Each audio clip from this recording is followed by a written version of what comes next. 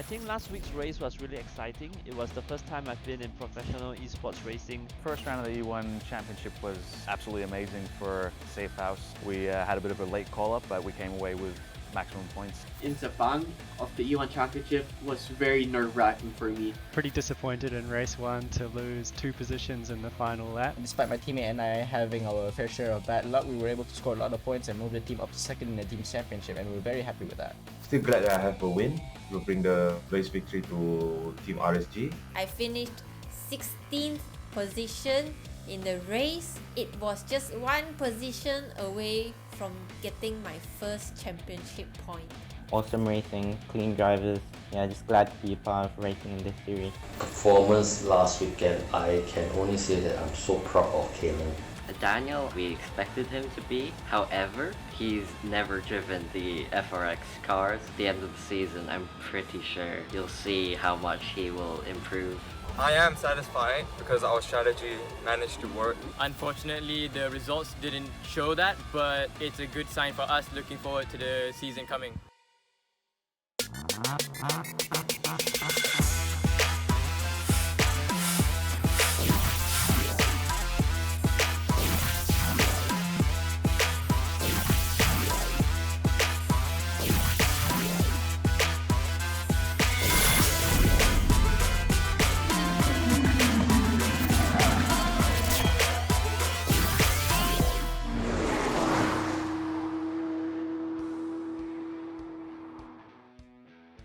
Hello and welcome to the E1 Championship live on the EGG network every Thursday night from 10 p.m. until midnight. Don't forget you can also catch our live stream on Facebook with our handle E1 Championship, as well as on Instagram and on Twitter with our handle E1 Race. I'm your host Daniel Woodruff, and with me is Alex Young, former Formula One driver, founder of Axel Sports, race director. You've got a really long business card. Yeah, well, I'm going to get it tattooed all down my arm, I reckon. So, Alex, we had a really great round 1 at Sepang, but for our first-time viewers watching with us here tonight, tell us what the E1 Championship is all about. Okay, well, we've seen an explosion of simulator racing, or like what we like to say it, e-racing, around the globe, and especially in this region. We've had so many championships, so many races, so many drivers just getting better and better and better. So it was time. It was time for a creme de la creme championship, a Formula One sort of championship e-racing, and that's what E1 is all about.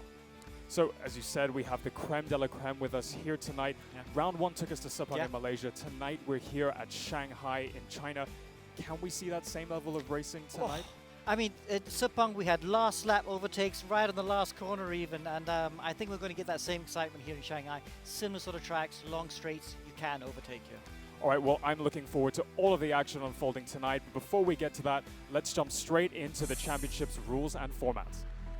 Okay, so here we are. This is the calendar. We start off in Asia with Sepang and Shanghai, go to the Middle East, then go to Europe for a few races, then go to America. Road America is a great track, and finish with Mount Panorama in Australia, back in the Asia Pacific. And some of the best tracks in the world there. Each round we're going to have the same format. We're going to have a 5-minute qualifying session that will determine the starting positions for race 1, which will last 15 minutes. And in race 2, it'll be a little bit longer at half an hour with the added twist of a reverse grid. Yeah, so both races you get equal amounts of points, 25 points in race 1, all the way down to 15th position where you get 1 point. The top 5 in qualifying for race 1 also get points, and of course you get points for fastest laps in both the races, 2 points for each race. And as you can see there, every round there are so many points up for grabs, and at the end of the championship, the person with the most amount of points will walk away as the E1 Championship's very first winner. Now, of course, a winner wouldn't be a winner without a prize. And here we have a $15,000 cash prize pool with $5,000 up for grabs for first place and prize money going all the way back down to 5th. So, Alex, exciting round 1. What were your thoughts? Well, it was really good. It was the perfect first race. We had lots of excitement, had some unpredictability, some accidents as well. Yeah, and hopefully we can show it to you. All right, well, let's jump straight to the highlights for round 1 at Sepang. Okay, so watch this. At the start, we had Mikko Nasi, pole man, lead from the start, and he looked really comfortable right from the first corner. Big battle for second and third position going here. We had Inigo Anton, Philippines, in third for a while. Then the RSG teammates. Battling it out. Yeah, Hakimi and Ayman getting together. Then this happened. Ayman got up to third, and then had contact with the green and white car of Nakib. This gave him a puncher. Then on the very last lap, Nakib tried to take the lead and spun back down to fifth position. Waited a little bit too long. Yeah, so Nico Nasi was the winner. Very close. In race 2, it was a reverse grid race, so action all across the place. Ayman Hakim started on pole because he finished 15th after his puncture, so he led from the front. Here we have Alvin Yak in the blue and green Wolf VR racing team.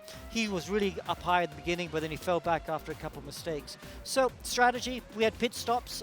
One pit stops for most drivers who use the soft tire, but some drivers use the hard tire without any pit stops, and Nakib was able to get up to second. But this is the man, Ayman Hakim. He won the race with a no pit stop strategy. Well, let's take a look at the championship standings for our top 10 drivers. Mikko Nasi showing that consistency really does pay off with his 10-point lead coming out of round 1. Inigo Anton, the young Filipino driver, also putting in a very strong performance. We can expect a lot from him tonight as well. And Ayman Hakim, the Malaysian, lots of e-racing experience under his belt, trailing 2 points behind in third place. Let's go take a look at the team standings coming out of round 1. Safehouse again showing that consistency is key, fielding both Mikko Nasi and Alistair Young, 65 points at the front, with Stratos Motorsports in third. RSG, a very, very strong driver lineup as well. Fun fact, only 19 points splitting the top 4 teams, so the championship really is still too early to call. So, Alex, we saw a lot of carnage there on the opening laps. You could see in the highlights. Yeah. Are we going to see our drivers calm down a little bit in the opening laps, or are they still going to go hard? Oh, I hope not. I hope not. I mean, obviously the first round, so a lot of unknowns for the drivers. They're new to the car, new to the setup. You know, they had to figure out how to change the setup. Setups are open here, so that's the teams do make a difference. The engineering expertise that the engineers can bring will make a difference to the performance of the car. And a lot that goes into the teams that you don't see behind the scenes. A lot of action. This track, designed by Herman Tilke, so was the Sepang International Circuit. Let's go look at some of the key facts of this track tonight. Yeah, so like you said, Herman Tilke track, just like Sepang, so very similar. It's based just outside of Shanghai, about 40 minutes out of Shanghai in Jiading. And look at that, it was inspired from the Chinese character Shang. So very, very nice track to drive. A lot of fast sweeping corners and some really slow corners as well. So there's a nice mixture, and you can overtake here. It is a clockwise direction track, and you can see the red dot going around clockwise. 5.4 kilometers long, I think about 50 meters shorter than Sepang. Yeah, it's almost the same, and you can see that the track layout is quite similar to Sepang. It's just kind of pulled and stretched in different directions, but that's really the key point there, that 1.1 kilometer back straight. We already know that the drivers have DRS 3 times a lap. That's really going to help them overtake, but that's really one part of the track that we have to watch. And 3 compounds for the tires going into tonight's race, a soft, medium, and hard. Alex, you were pretty good at calling the tire strategy in round 1. What are we going to see tonight? Wow. Okay, so tire wear is higher than Sepang. It's ×3, so the drop-off will be harder. Luckily, the drivers have a choice of, like you said, soft tires, medium tires, and hard tires to choose from. At Sepang, most of them are running the soft tires, but because the tire wear is going to be harder, we'll see a lot more drivers choosing the medium and hard today. And to your point on overtaking DRS, how do drivers get DRS? Yeah. Okay, so DRS stands for the drag reduction system. You have it in Formula 1, you have it here as well in E1. And basically, if you're within a second of the car in front, your rear wing will tilt back. And when that happens, it sheds downforce and it sheds drag. So you go quicker in a straight line, and it means you have a chance to overtake. We need this sometimes in this sort of racing, because when you get too close to the car in the corners, you lose a bit of grip. So the DRS allows you to come back at that car down the straight. Whatever the case, we're going to see exciting racing. All right, well, enough talking about it. Alex, take us for a lap. Okay, so here we go in Shanghai, down on turn 1. Watch turn 1. You brake after you turn in. Whoa, you've got to carry so much speed. You can do that with these cars. They got so much downforce, just like a modern Formula 1 car. Tightens up a lot here for turn 2 as you go over the brow. Now turn 3, this left-hander. Very, very delicate on the throttle here. Normally lots of oversteer, but Alistair getting a good exit without any oversteer out of that corner. Now a short straight through turn 4 and 5, braking for turn 6. Turn 6 a hairpin. Another corner where you have to watch the right foot because you will get oversteer on the exit here. Then turns 7 and 8, left-handed and right-handed, very similar to Sepang's turn 5 and 6. Just tightens up a little bit here. You have to hit the brake just a bit because it does tighten up. Very important to get this corner right. You can lose a lot of time through there. Now turns 9 and 10, this double left-hander. Try and be flat through 10 if you can. A little bit of oversteer on the exit. Short straight for turns 11. Just jump on the anchor, slow the car down, try and make the apex. You can climb all over the curb, carry a little bit of throttle through turn 12 there, otherwise you can lose a bit of time. And then through turns 13, the parabolic, and look how much oversteer he's fighting through this corner. And it's a very important corner to get right because it leads down this long, massive straight. Now, this Formula 1 car, well, the Formula RaceRoom car has 900 horsepower, so you're going to go over 300 kilometers per hour. You're going to try and brake just before the 100-meter board. 6 Gs under braking for sure if this is a real car. Then nice clean exit again. Watch the oversteer on the exit, and then down to the last corner, turn 16, medium speed corner. I love this corner. It's so much fun in a real life car and also in the virtual racing. And that's a lap of Shanghai. What a lap by Alistair Young. That was pretty clean. Let's see if he can keep it up tonight throughout all the races. Let's see. So we spoke about the similarities to Sepang. We've got a lot of Malaysian drivers on the grid tonight. Do you feel like people that are good at Sepang will have an advantage here at Shanghai as well? Well, it depends on the setup, I guess. I think the setups will translate from Sepang to Shanghai. So if your car was quick, if you've done a good job at Sepang, you might see some carryover. However, we've had a week since Sepang, and for sure the drivers and teams will be testing like mad. So maybe some of the other teams who didn't quite get the setup right for Sepang, they've had time to get on top of that for Shanghai. So I expect a more competitive race today. And something that our viewers might not know about when it comes to the driving, you were talking about oversteer there, and you saw on Alistair's onboard shaking a little bit on the steering wheel, tire wear coming into play, especially in race 2.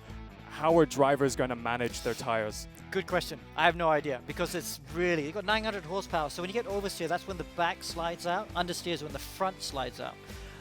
And it's going to be, the rears are going to light up a lot. So the rears are going to, so they're going to really be trying to baby those rear tires to try and make the tires last longer. All right, well, we know this is an exciting track. We know this is an exciting car to drive. But let's go meet our drivers for tonight. First up on the grid, we have Team RSG, currently second in the standings, fielding Ayman Hakim and Mika Hakimi, an all-Malaysian driver lineup, both with extremely strong e-racing backgrounds. Yeah, and then next up, we have another e-racing team. This is Wolf Virtual Racing.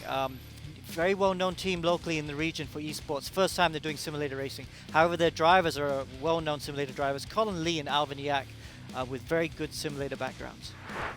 Up next, we have Team GT Radio Eurasia Motorsports fielding the two young Filipino teens, Inigo Anton, only 16, and Joaquin Garrido at 14.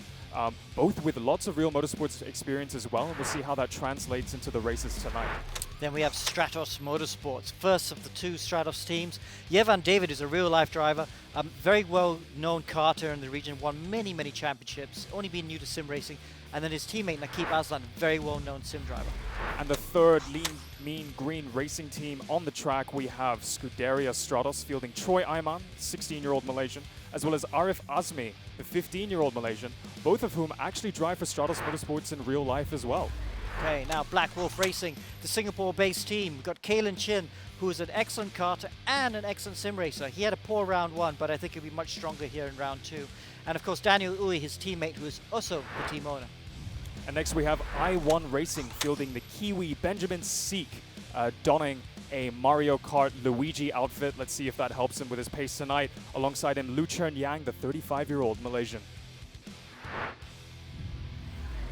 Now, Safe House, they are leading the championship right now. Alistair Young, Formula 4 race winner here in Southeast Asia, and a very good driver indeed. And of course, Miko Nasi, the championship leader, he was dominant, almost dominant in round 1, and he'll be a man to watch for round 2.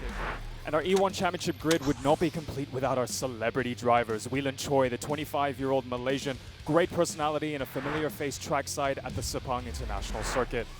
Alongside him, we have Leona Chin, another familiar face, online with her viral videos, also known as the Drift Queen.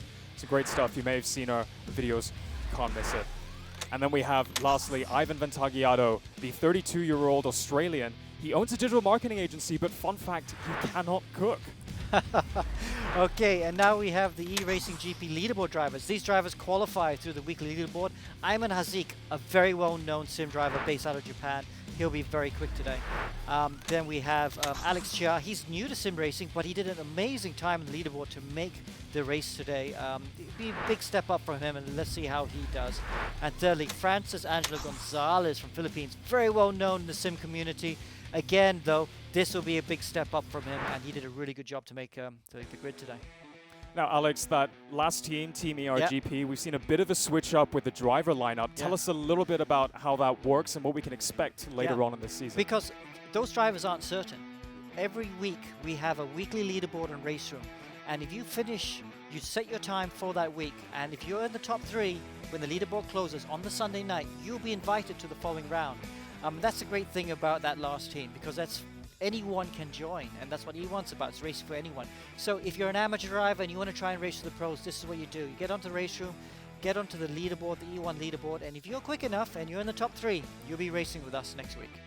And that really just adds on to your point, as you said earlier on in the show. Tonight, we really do have the creme de la creme of the drivers in the e-racing industry. But going into round 1, we had a little bit of an upset with some of our drivers. We knew we had some drivers that we thought would be at the top, but some incidents kind of held them back. Who do you think is going to bounce back tonight?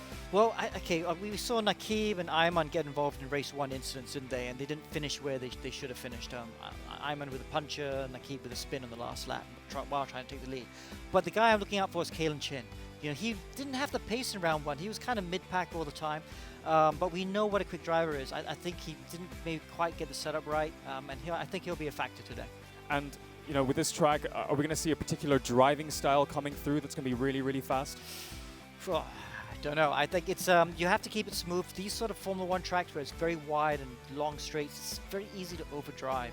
So the guys who are a bit more silky smooth, don't muscle the car too much, they'll be quick today.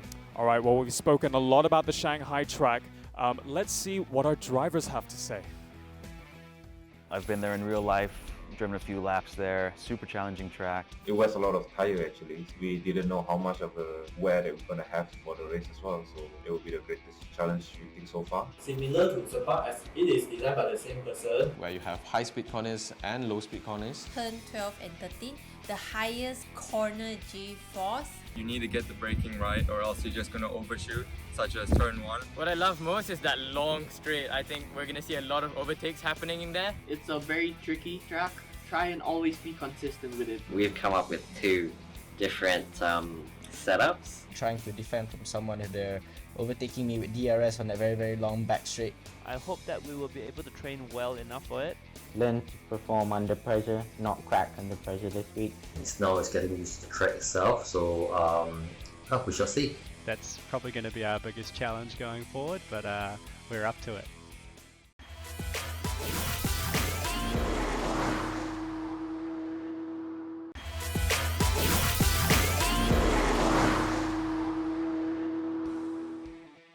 And welcome back to the E1 Championship live on the EGG network. Don't forget that we also have a Facebook live stream that you guys can check out on our Facebook page at the E1 Championship, and also follow us on Twitter and Instagram with our handle E1 Race. Now, our drivers are in the midst of wrapping up their 55-minute practice session ahead of the qualifying session, which will determine their starting positions for race 1. Now, which driver is going to have the skill to dominate in Shanghai tonight? Well, I'm going to hand it over to Alex and Des to walk you through the action. Thank you very much, Danny Boy. Thank you for the introductions. Alex Young and myself, Des Corker, will be guiding you through the commentary. Let's try and address one of those questions immediately. Championship leader Mikko Nassi, he is there to be shot down, Alex Young. Yeah, I mean, Safehouse, Mikko Nassi's team, Safehouse, they came into it very late, didn't they? Only 4 races before, only 4 days before round 1, and did a really, really good job. Just nailed the setup straight away and easily won race 1. Race 2 didn't quite go his way, but still finished 3rd, so that's why he's leading the championship. And Safehouse are leading the team championship, and there's a certain Alistair Young who's one of the drivers there. Any relation by any chance? I don't know him, but yes, Alistair Young in the other car did a decent job as well. 2 solid top 10 finishes.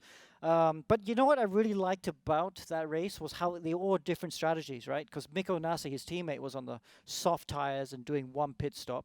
But then you had Alistair on the hard tires and doing no pit stops. And I really thought the hard tires was not going to work. But it worked. You know, the drivers somehow managed to make the hard tires work without a pit stop. Okay, listen, we're in an 8-round season. We've done round 1. Obviously, we've got our main 5 or 6 who are going there. But in this kind of long season, a good start's important, but it doesn't tell the whole story because you allow the teams to drop one set of scores, I understand. Yes, that's right. Okay, because we are online and there's always a chance you might get disconnected because you're racing from your own home. We decided to factor that in and say, so maybe someone's really unlucky, they might get disconnected from one round. So then that round you could probably drop points. So from rounds 1 to 7, you can drop points from one of them. So everyone has to drop points from one of them. So you can afford to have one bad race. Of course, you can't drop points for round 8, and that's a big one because that's double points for the last round. And at the moment, we're talking about Bathurst for that. So if Bathurst is the venue, and I know one or two of the drivers are not too thrilled about the idea of Bathurst because it's too dangerous. Yes. So, okay, because we got double points for the last race, that means the championship will most definitely go down to the wire. And Bathurst has got walls everywhere, so it's one of those tracks where if you make a small mistake, that could be your race done. Because these cars, even though it's virtual, you have full damage on. So if you have knocked the wall, you get a puncture, you break your suspension, that's it, you're out of the race. So we are looking at that. You know, Bathurst is going to be a really, really tough race to do the last round, and especially because there's double points on offer. Okay, but that's many, many weeks away. In fact, that takes us into 2021. Today, we're looking at the Shanghai circuit. Last week, we had Sepang. Now, going into Sepang circuit, we had an incident where Inigo Anton and Mika Hakimi were going into the final corner. Inigo seemed like he was knocked off by Mika, and I believe the judges had a lot of work that they had to do over the last 2 or 3 days. Yeah, so they had to look at it very carefully because it looked like coming into the last round, it looked like it did actually. Inigo hit Mika and allowed him to take second position at the line. The 3 of them crossed the line nose to tail. But when we looked at it closely, Mika basically did a last-minute change of direction under braking. And it didn't really give Inigo a chance to react. So Inigo had nowhere to go but into Mika. So while it looked like Inigo hit Mika, it's actually because Mika did the last-minute change under braking that caused Inigo to hit him. And we do have this rule. It's a rule we have in motorsports now about not doing last-minute changes in the braking zone or just before the braking zone. So actually, Mika got a penalty instead of Inigo. But the next driver was, I think, 7 seconds behind. So Mika did not lose a position. He still finished third. We've got money at play here, so the guys take it very, very seriously. And you've got stewards on hand, and protests are allowed. So we're doing this very, very seriously. Yes, we are. We have to. The money's involved. Whenever we get more serious, that's what we want to see. We want to see high level professionalism from the teams, from the drivers, and of course the organizers and the broadcast all needs to get more professional too. Okay, I believe we can actually go to the circuit where the drivers are just completing their practice at Shanghai. And indeed, we are at the circuit, and we are on board here with Mikko Nassi, the overall championship leader, looking backwards onto Mikko. Now, how did he... he got off to he was very consistent in race number 1. He's one of the veterans in that he's a bit older than the rest of the guys, 30-odd or so, and that's veteran these days, not to me. So what's the difference with Mikko? Well, Mikko, he's been doing sim racing for a long time. Since sim racing really got strong in the late noughties, early teens of this century, he's been doing it non-stop. And he's a real-world life driver, a very good karter in his day. But like most race car drivers, ran out of money. So when you run out of money to do real-life racing, what do? You just sit in your hands? And to Mikko's credit, he stayed around. He became a photographer, became a driver coach. But he could scratch that itch by doing sim racing. He did a lot of sim racing. And he's won big championships. He's won Skip Barber in iRacing. He's won IndyCars in iRacing. Those are big deals because those are world championship races with the best drivers in the world. And he's won those races. So while he might be getting a bit long in the tooth for esports, he's still very, very quick. Indeed, he is. We've got a couple of minutes practice still to go. After that, we've got a 5-minute qualification, then a 15-minute race and a 30-minute race. You said that the ERGP drivers have got a chance to qualify. Francis Angelo Gonzalez from Philippines. We've seen him do well on the ERGP. I was surprised, I must confess, to see him as one of the fastest here. An outsider, maybe, to pick up some points today? Tough to tell. Tough to tell at the moment. He's very good. He's very well experienced, but this is a big step up from him. And there he is from the Philippines. Look as he's driving through the turn 14 hairpin now. He's always smiling. We call him the smiling assassin, doesn't he? There he is. There's that smile we all love from him. So he will be a factor for sure. But I tell you what, why don't we try and go talk to one of the Team EGG drivers, Whelan Choi. See if Whelan Choi is around. And there he is, Whelan sitting in the pits, only a minute to go before qualifying. So just talking to Whelan here, how's practice going? I know it's been a bit stop-start so far, but how's the car feeling? How are you enjoying Shanghai? Shanghai, a bit hard. It's hard. It's really hard. Well, I mean, you're actually not many people know this. Whelan Choi is obviously a YouTube star from the region, but he's an amazing driver. He's actually very quick. But Whelan, is this how fast are these cars? Tell the viewers what the cars like to drive. This car, every corner struggles. Every corner, you need to more set up. More setup. Set up, it's gone.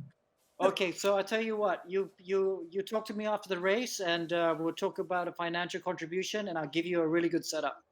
All right. Yeah. Okay, thanks, Whelan. Good luck for qualifying. Thank you. Okay, there's Whelan getting ready. He'll be setting up his cars. Only 12 minutes of practice left. So they have to pick the tires and the fuel, and that's what they'll be doing right now. They'll be going, okay, I got 5 minutes of practice. Do I go for minimum fuel and just do 1 lap, or do I try and do 2 laps? So these little things that they'll be thinking about. Indeed, only 5 minutes practice. A good lap time here is what, around about the 131, 132. That should be good enough to get you on pole? Well, yes. I think 31.5, when I saw practice yesterday, I thought 31.5 would be the quickest that they can do.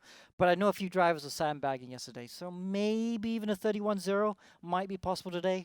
You use that phrase sandbagging a lot. Obviously, it means that they're just taking their foot off the gas a little bit. Right, let's go along. Kalen Chin. Oh, he's not started. Naki Baslan.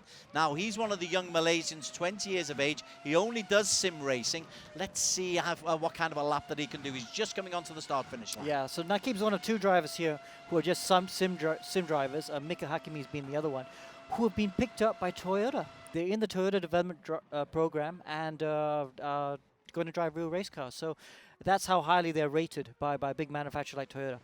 Anyway, here, nice and clean, going through turn 3. Oh, getting on the... yes, no, car's not even moving. That means he's got a really good exit there, able to get on the power nice and strongly. Now for turn 6. Ooh, brakes nice and late. Perfect on the curb. Again, the back is solid there. Nakib's picked up some good grip because I could see a lot of cars struggling for traction out of those corners. Easy flat through turn 7. But the fact that Nakib is not moving means that could be a good lap. We're now riding with Kalen Chin at the same part of the track. Sorry, back to Nakib. My apologies on that. No problem.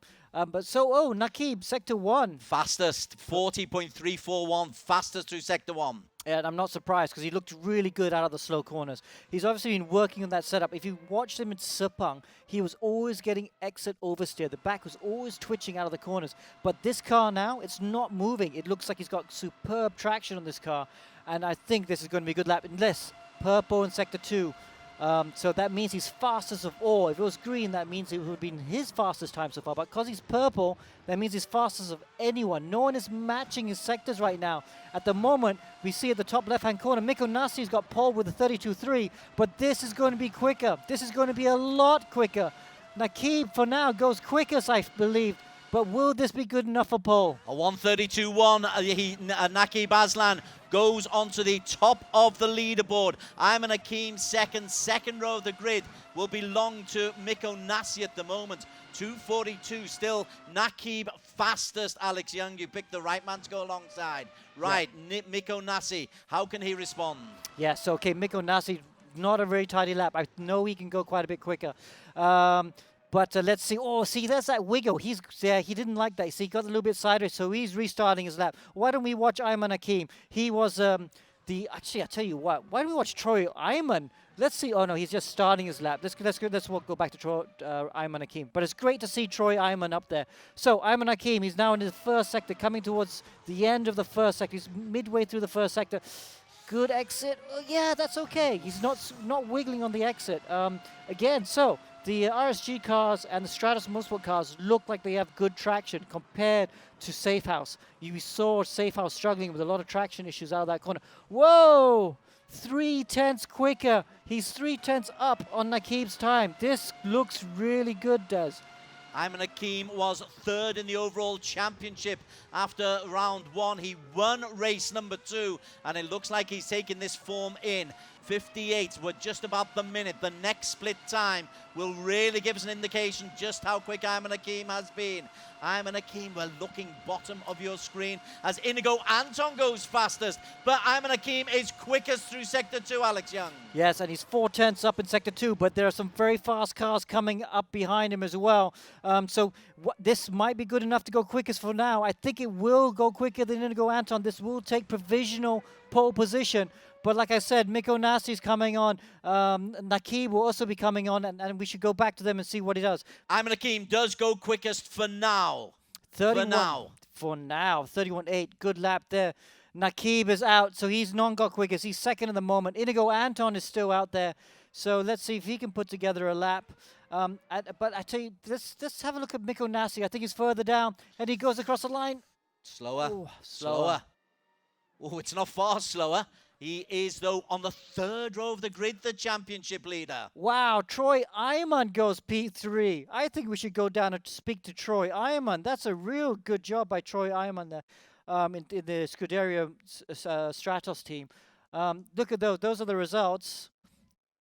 Ayman Hakim, Nakib Aslan, Troy Iman and Inigo Anton fill the first 2 rows of the grid. Mikko Nasi and Mika Hakimi, third row. Kalen Chin, Yevon David. I understand you might be able to talk to Troy, Alex Young. Yes, so Troy, are you there? The really good job there. P3, how do you feel?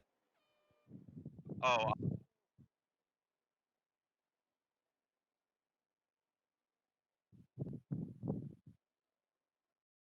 Okay, Troy. Well, good luck later. I'm not sure if you guys could hear that, but he said he's looking forward to starting up front. So good luck, Troy. Yeah, that didn't quite work. Never mind. So the guys have a minute or so just to sort themselves out, but Malaysian racers, Alex Young, doing really well. They've got the first 3 positions. Ayman Hakim, again, quick. This is a kid in form. Yeah. So so RSG have done a good job. You know, we saw them how quick they are in race 1. They look super prepared right now, and I'm not surprised. They're 2 drivers. They're proper sim drivers. They got so much experience, especially on RaceRoom. So they've hit the ground running, and you could see Ayman's car was not moving on the exit. Lots of grip, lots of traction, good traction, and you need that for Shanghai. That's one of the small differences between Shanghai and Sepang, is that Shanghai is more crucial on traction out of the slow corners. And Nakib Aslan also very quick, 4th in the championship standings at the moment. I think that the drivers are out on the grid at the moment. We will be able to join them very, very imminently. Indeed, we can. It's Ayman Hakim who is on pole position. He will be on the left-hand side of the hard tyres, and we are underway. 15-minute sprint race. Little bit further down, there's a lot of chaos as they come into corner number 1. Kalen Ching gets himself up into P7, but it's Ayman Hakim who has got off to a good start. So congested in there, Alex, but no contact, remarkably. Wow, I can't believe everyone was so well behaved as they went through that. But look, that Ayman managed to get back into the first position. I thought Nakib got him at turn 1, but great job by Ayman to get back into the lead. He's run wide. Ayman's run wide, and that's allowed Nakib to get back at him. Nakib in the green has got into the lead.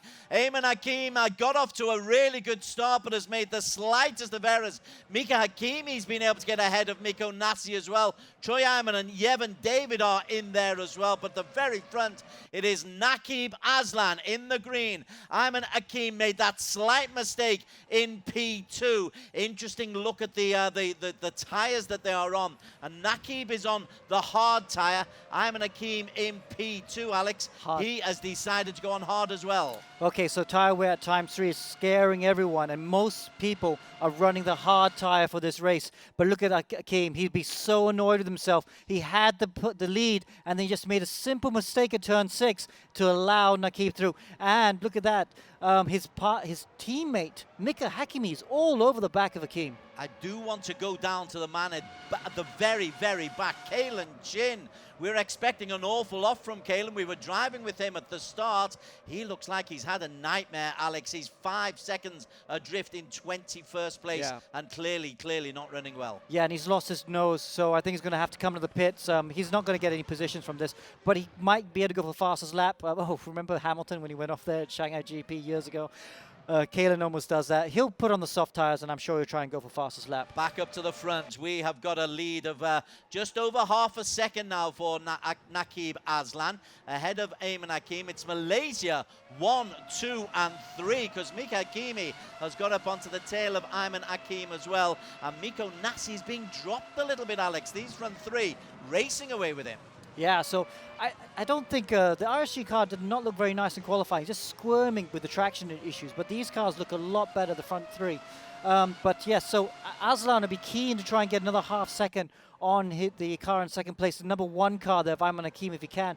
Because if you at the end of this lap, DRS is going to start coming into play. And then it's going to get very interesting down these long straights. So these front three, wow, look at the gap that they've got. Miko Nasi back in P4, Alex Young, is 2 seconds down, and Troy Ayman is really putting the pressure on the championship leader. This is Troy Ayman on this 1.1 kilometer straight. The DRS has been implemented, but he couldn't quite make the move there on Miko Nasi. Yeah, I think maybe the Stratus cars are running a lot of downforce because he didn't have the straight line speed. He pulled out of the slipstream when he was following Miko Nasi, and then Miko Nasi kind of accelerated away. So maybe the Stratus car is running too much downforce for now. For sure, Safe House cars are running a bit less downforce. This is the battle for P4 at the moment. Miko Nasi looking very focused. He's the championship leader, picked up 46 points, but he is falling behind the front three. 2.5 seconds. Troy Ayman is the man who is really focused on him there. Troy Ayman slightly in the dark, but really can see the tail lights there of Miko Nasi. The differential between the front three and Miko, Alex, is increasing. It's nearly 3 seconds.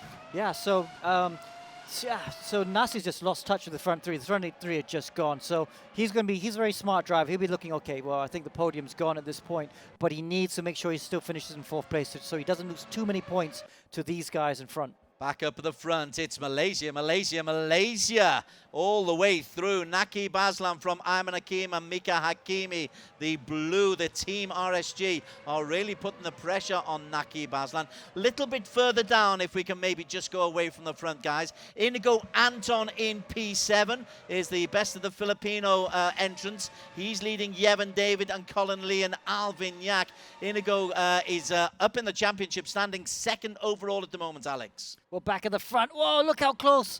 I thought Ayman was going to hit the back of Naqib, but he just got away with that. Okay, go back to the midfield then, mate. I just had to have a look at that. That was really close. Oh, running wide there. Has to watch track limits as well because the incident points will rack up. Okay, DRS is implemented. We'll go back, though, to the midfield where Inigo Anton has lost a couple of places.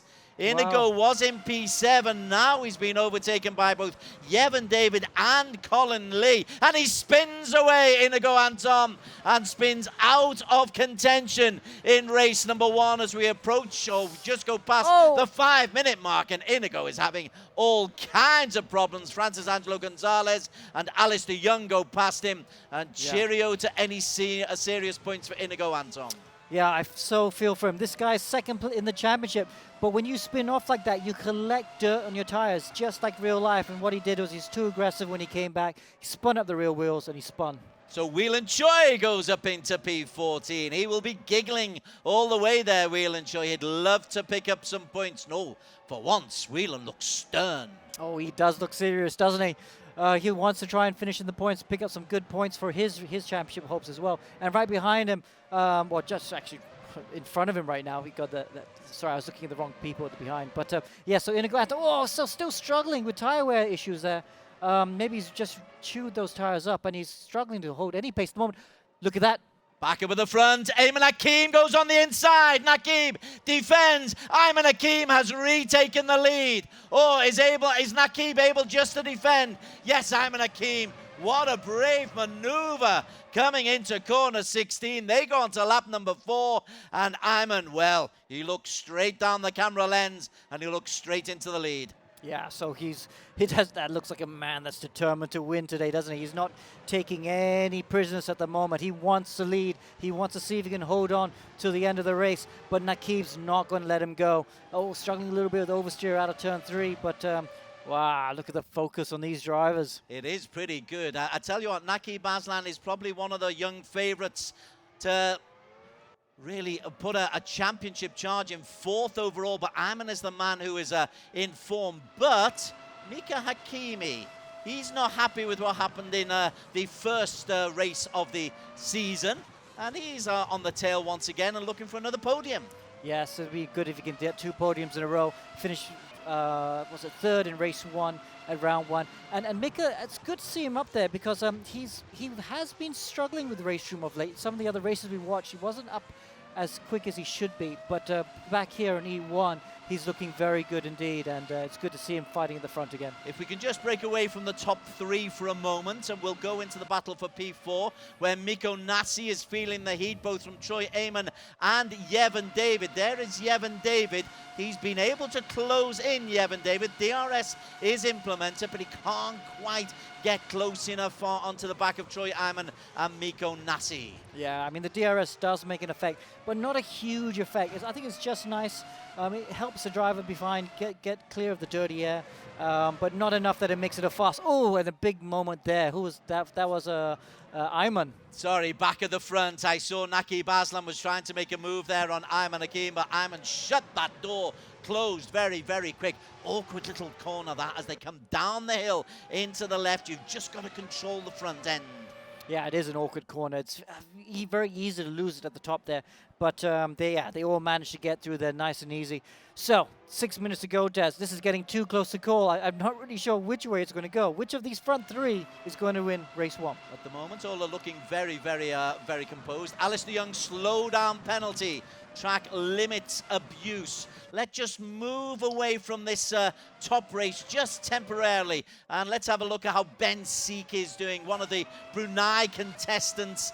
He's got a good livery, but he's not got a good race at the moment, Alex, and is out of the points. Yeah, he's struggling a little bit there. I love the mountain bike in the background there. The Mario Brothers hat and stuff. But yeah, so not up where he should be, but yeah, just keeping it nice and neat for now. We've got contestants from Brunei, but we'll move away from Ben at the moment. He is out of the running. Kalen Chin is still struggling. Daniel Rain Oi is out. But I tell you, who has made some real progress is Yevon David. Miko Nasi has got himself into P4, but Yevon David is the man who's leading the charge behind him as Yevon really puts the pressure on Miko. Yeah, so he's got not really an overtaking opportunity. I just have a feeling that Safehouse have gone for less downforce, which means that they're not as quick through the faster corners.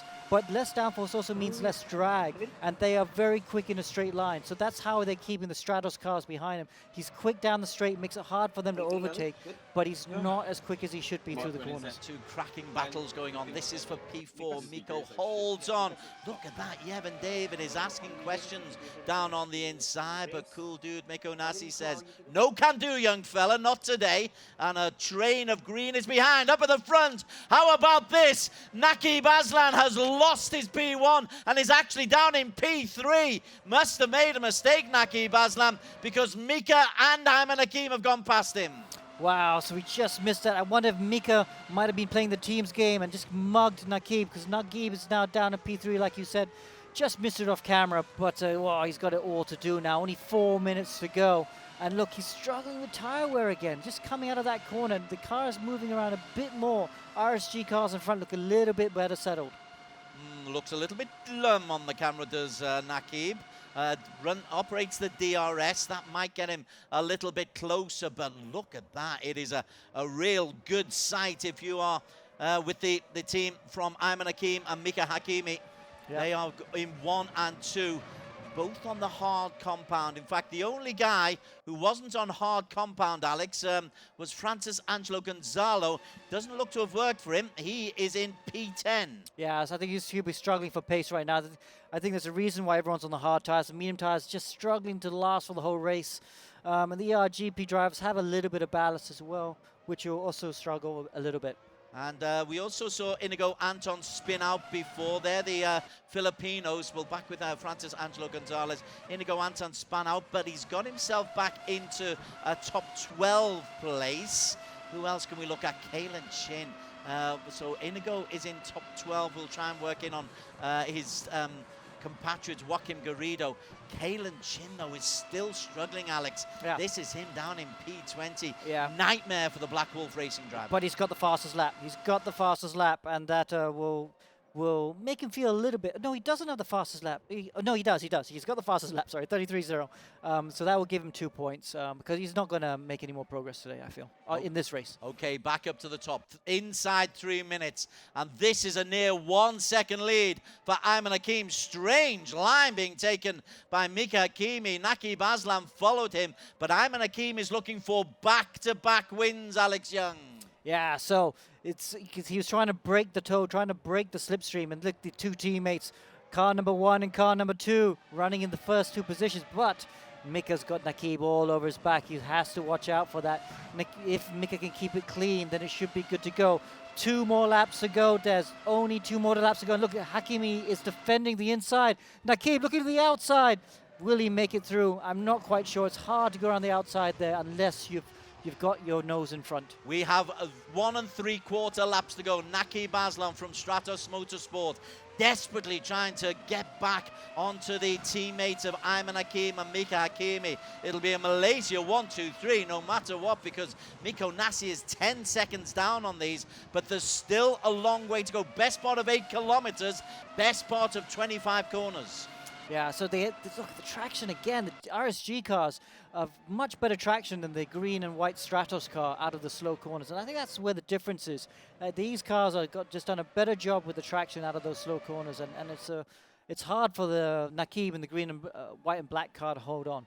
So Team Blue and White, Team RSG, it's looking good for them at the moment. It's not looking so good for Naqib. Let's just see a little bit further down. Miko Nasi is still feeling the pressure from Troy Merriman and Arif Azmi, but he's got experience, Miko, but a long way still to go. He's been under this kind of pressure for 10 minutes. Yeah, it's Miko Nasi. Miko Nasi is very good with pressure. The ice cool fin, look at him. He's taking a deep breath there, but he's been handling the pressure very well. Look at, he got a trio of 3 cars. It's like he's the mother duck, and they got the ducklings following him. He'll love that one. He'll love that one. Back up to the front. Ayman Hakim is in P1. Final lap is about to come. 41 seconds left as again Naqib tries to go the long way round the outside. We are on the final lap. This is going down to the final corner, and Naqib Aslan, Alex Young, is not going to give this one up. No, he's not. He's going to push all the way. 1 more lap to go. We've seen Naqib Aslan overtake on the last lap. Can he do it now? DRS has not been so strong in this race, but Naqib just hanging on to the back of the RSG cars at the moment. E1 Championship, we're at Shanghai, race 1 of 2 from round 2 of 8 for the season. Look at the way Ayman Hakim is able to pull away from Mika Hakimi, and Naqib Aslan is doing all he can to get as close as he possibly can, but this is the crucial part. There's a couple of long straights still to go, but Naqib needs to get close enough to make the move, Alex Young. Tell you what as well, Mika Hakimi's not giving up on the win. He's really pushing. He doesn't want to just defend from Naqib. He wants to try and take the win from his teammate at the front. Well, there is the front of Mika Hakimi, and that's Ayman Hakim who is there. They are now onto the long 1 kilometer straight. He needs to get as close as he possibly can. It's RSG 1 and 2. Naqib Aslan has got to make a move now. Naqib goes around the outside. Mika defends. Naqib can't get there. Mika holds on to P2. Ayman Hakim it is who holds on to P1 as they come into the final corner. Ayman Hakim will make it back-to-back wings. A big smile. Mika holds on from Naqib Aslan. Malaysia 1, 2 and 3 and 4 as Troy Ayman has got ahead of Miko Nasi. Nasi tries to go around the outside, but it's going to be Ayman 4, Nasi 5, Arif Azmi in P6. But a big smile, Alex, from Ayman Hakim. Wow, wow, wow. Well done. What another exciting race. We just don't get boring races in E1, do we? Wow, whew, that was a pressure-filled race. And look at the relief on Hakimi's face. He finished P2, great pace at the end. He'll be a little bit disappointed not to take take the win there. I think he would have surprised himself that he had the pace to win that race. But Hakim, he was the man, made a mistake in that first lap, overtook Nakib, and was just faultless after that for the win. 25 points will go to Ayman Hakim, his second race victory in 3 back-to-back wins for the RSG racer. He is seriously chasing his $5,000 first prize. Oh yes, he loves his prize money. Ayman does. He's a full-time sim racer. He enters competitions left, right, and center all over the place. And yeah, makes a living from it. So Ayman is very, very serious, and he's with a brand new team. RSG, let's not forget, is not a sim racing team. It's an esports team. This is their first sim racing competition that they're doing, but they've done it the right way. They've hired experienced sim racers who know the cars, know what they're doing, and they've got a great setup here at Shanghai today, and they're going to be very difficult to beat in race 2. Right, we're still waiting for the official race results. They'll come on the screen because there's a little bit of work still to be done. But Troy Ayman getting ahead of Miko Nasi into P4. That was a maneuver that he left very, very late on the last lap. Yeah, so, you know, our championship leader down to 5th position in the end. That's going to cost him big time. You know, so these drivers are all going to eke into his championship lead. But Troy Ayman, great pace today, you know, the Stratos driver, so really good for him. Here is the confirmation. Fastest lap to Kalen Chin. Consolation for him. 15th place and fastest lap. He'll pick up 3 points, but maximum points 25 for Ayman Hakim. Mika Hakimi in P2 for 20. Nakib Aslam will be disappointed with 16 in 3. Troy Ayman happy with 13 in 4. Nasi 11 in 5. Arif Azmi, what a day for Malaysia. Yevon David in P7 ahead of Ayman Haziq. Alistair Young and Lee completing the top 10. Joaquim Garrido and Inigo Anton, their own little Filipino battle for 11 and 12. Alvin Yak. Leona Chin picks up her first points of the season in P14. And Kalen Chin down in P15. Excellent. Really good racing. Very good racing. That's phenomenal. Super exciting. And it just blows up the championship right now because I don't think Miko Nasi is going to be leading the championship by the end of today. He just didn't have the pace. The RSG cars and the Stratos cars, at least in Nakib Aslan's hands, are the ones to beat today. Okay, we will try to get some interviews with yourself and Dan in just a short while. But having got the results for race number 1, another victory from Ayman Hakim, it's back to Dan Woodruff. Well, will you check that out? Race 1 again, the sprint races never failing to disappoint. We had so much action up at the front of the field, all the way down to the bottom, and we have even more action waiting for you in race 2. Now, don't forget, we still have a live stream up on Facebook, so go check it out at the E1 Championship and follow us on Twitter and Instagram with our handle E1 Race. We'll have all of the Race 1 highlights coming to you right after the break, but first, let's go have a quick chat with Team GT Radial Eurasia Motorsport.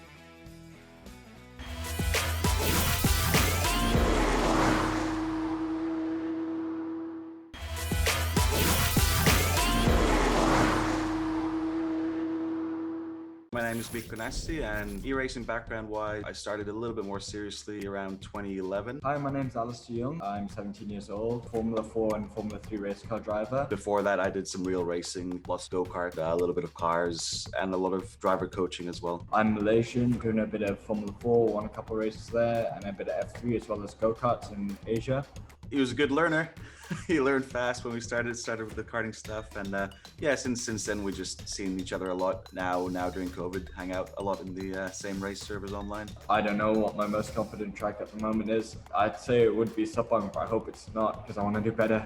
Miko Nasi, championship leader, fastest, put it on pole, won race 1, put it on the podium race 2 from the back. I think it's going to be a really tough competition. I've noticed that Ayman Hakim is really quick, so I think he's one of our main challengers for sure. Just good luck. Don't overtake me, please. Good luck, but not as much luck as we have, I guess. And have fun. That's what everyone's here for. Well, we've just finished an action-packed race 1. Don't forget, you can catch all of the action as well on our Facebook live stream, on all of our social media pages. I'm going to keep bugging you guys. Get on it, follow us, like us, share us, spread the word, because there is so much action going around. Alex, there was so much going on. Do you have any standout highlight? Well, I think the standout has to be, for me, RSG. Because they've obviously done a really good job coming this race. Both the drivers drove really well. Looks like the car is really solid. They could have panicked a bit, you know, when Nakib got to the front, but they didn't. You know, Ayman did a great job to overtake. And then Mika again showing great pace in the second half of that race to take second position. And on the point of RSG, Ayman Hakim, we have him live with us now, our race winner. Ayman, can you hear us? Yeah, loud and clear. Congratulations. How was that? Tell us about your race. First of all, congrats to Mika as well for P2. Makes it the first 1-2 for RSG.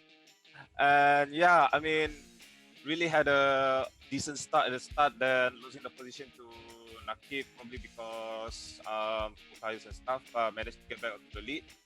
But all in all, there's a lot of more to improve, so we'll try and keep on the momentum for the second race as well. Okay, just one final question before you go. Great pace, the car looked good.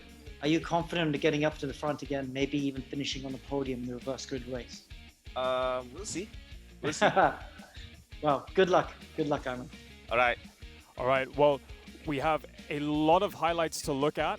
But first, let's take a look at Troy, who also put in a strong performance for the Lean Green Racing Machines. Troy, can you hear us? Yep. Hey, how are you feeling, buddy? I'm feeling quite good, yeah. So tell us a little bit about how you made that final decisive overtaking maneuver on Miko for P4. It was tough against Miko because some of the other corners he was faster, so I took that opportunity where I knew he was faster and just slipped right through at Which the last. corner? It was, I think it was that double left. Oh, you snatched down into turn 9. Yeah. That is brave. Must have been a bit of contact. I would say, no, I think it was quite clean. Oh, well done. Yeah, Well done, man. And good luck for race 2. thank you. All right, and lastly, we have Leona Chin, one of our celebrity drivers, the Drift Queen. Leona, can you hear us? Yeah. Loving your pink lights. Can you? You need to unmute yourself, Leona. I think you're muted. But Leona, you know, really good job. You picked up your first points of the season. Oh, we got it back. We got it back. How was it? Oh, the first time I went to lap 2, I was gonna, there was some contact, but then after that, I tried to continue chase back, big gap in front. Then the tires started to wear out very fast, so I had a puncture, but I keep going on. So just did my best and hopefully get better result in the race 2. Yeah, is tire wear going to be an issue for race 2? Yeah, definitely. Well, Awesome. good luck. Thank you so much, Leona. Good luck for race 2. A lot of smiles for our drivers up and down the grid. That's because we've had a fantastic race 1. Let's cut straight to those highlights. Okay, I'll take this on, shall I? So the highlights, obviously, good start. Actually, Nakib on the left in the green car had a very, very good start, and that's it. He was into the lead. We're riding with Kalen Chin right now, which somehow managed to thread the eye of the needle and not have too much contact through these corners. Normally, these corners, someone's always going off. Ayman did a great job to get back in front of Nakib and then made this mistake at turn 6, where he just outbraked himself. That allowed Nakib to get back in front. And that's really where we saw the upset with Kalen Chin. Despite his fantastic start, this is really where we start to see his front nose cone break off, with Nakib still holding his own at the front. Of course, with the 2 RSG boys right behind him, Alex. The Ayman Hakim able to keep up to Nakib despite the high speed sectors. So the 3 of them just much quicker than everyone in this race, and they just kind of broke away from everyone. Miko Nasi in 4th was the cork in the bottle, holding up the other Stratos cars. And this is where it was interesting. You know, Nakib was not able to break away, and just like you said, getting stalked by the 2 RSG cars. Further back down, this Inigo Anton, second in the championship coming into this round 2, and he's not going to be second now because that was a big mistake. Dropped him all the way to the tail of the field. There he goes round again. So yeah, I know it's a reverse grid race later on for for race 2, but it's going to struggle. And this is Ironman eventually taking the position for the lead. Down the inside, classic move into turn 14. And Nakib tried to come back at him, but decided to just tuck in and follow Ironman. Now that was really interesting because I thought that the teammates would battle it out, giving Nakib that kind of gap to race away. But clearly the RSG boys communicating with each other, they have a lot of respect for each other, and it just allowed Ayman to hunt Nakib down. Yeah, they're always on Discord talking to each other, so they work together very well as teammates. And so this was it, the last couple of laps. Mika had made his way past Nakib as well. So Nakib was in 3rd position, and I was watching this onboard stuff. He was pushing so hard, but Mika actually was the fastest of the 3 at this point, and he was really close to Ayman. Decides not to have a go at Ayman, but Nakib decides to have a go at him. Down the outside, penultimate corner. You thought, can he hang on around the outside? Wasn't able to do it, and that was it. So the top 3 was stuck in those positions, but a great battle just behind him as well, where Troy took 4th position. Photo finish up and down the grid. All right, let's take it to the results from race 1. We see the RSG boys dominating the top 2 positions, taking away 25 and 20 points, with Nakib Aslan, the first of the green Stratos cars, taking away 16. A very strong showing by the Malaysian drivers up at the front. Yeah, so but it is for today, but we all switch around because we've got a reverse grid coming up.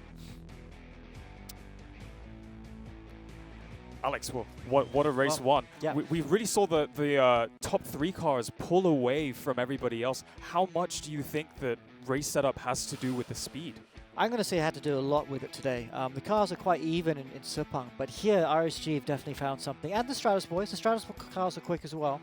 But some of the other ones like Safe House, GT Radio Eurasia, they were struggling for pace today, and it looked to me like it was setup issues. So they have work to do in race 2. We are in a reverse grid race. It's reverse 12. So the top 12 positions from race 1 will be reversed. That's going to make it exciting.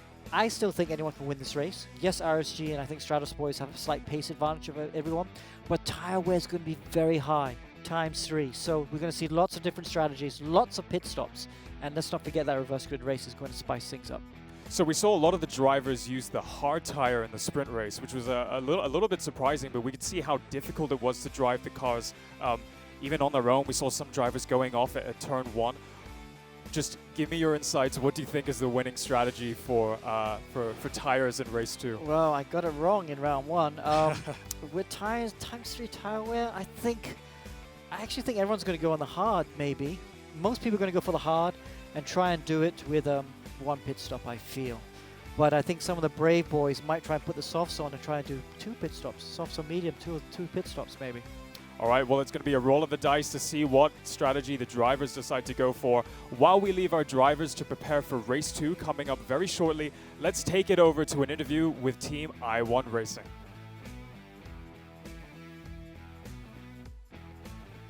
My name is Benjamin C. Come from New Zealand. I'm 30 years old. Hi, my name is Chen Yang. I'm an architect in Brunei. I'm Malaysian, but I've lived in Brunei most of my life. Me and Benjamin, we come from a small cycling group in Brunei. My racing background is very, very small. Driving the simulators for maybe a month. We just jumped in the deep end and thought we'd give this racing a go. I1 Racing is newly formed. We just tried to form a simple basic team. I think what excited us was the idea that we will be on TV. Yeah, for me, I really want to improve results, but also just learning the racecraft. Like I can see from the other competitors, they have really good racecraft, and for us coming in as completely newbies to this, we are still learning. I hope if we make any mistakes, to be patient with us. At the same time, we will also do our best to beat them where we can. Watch out, we're coming for you.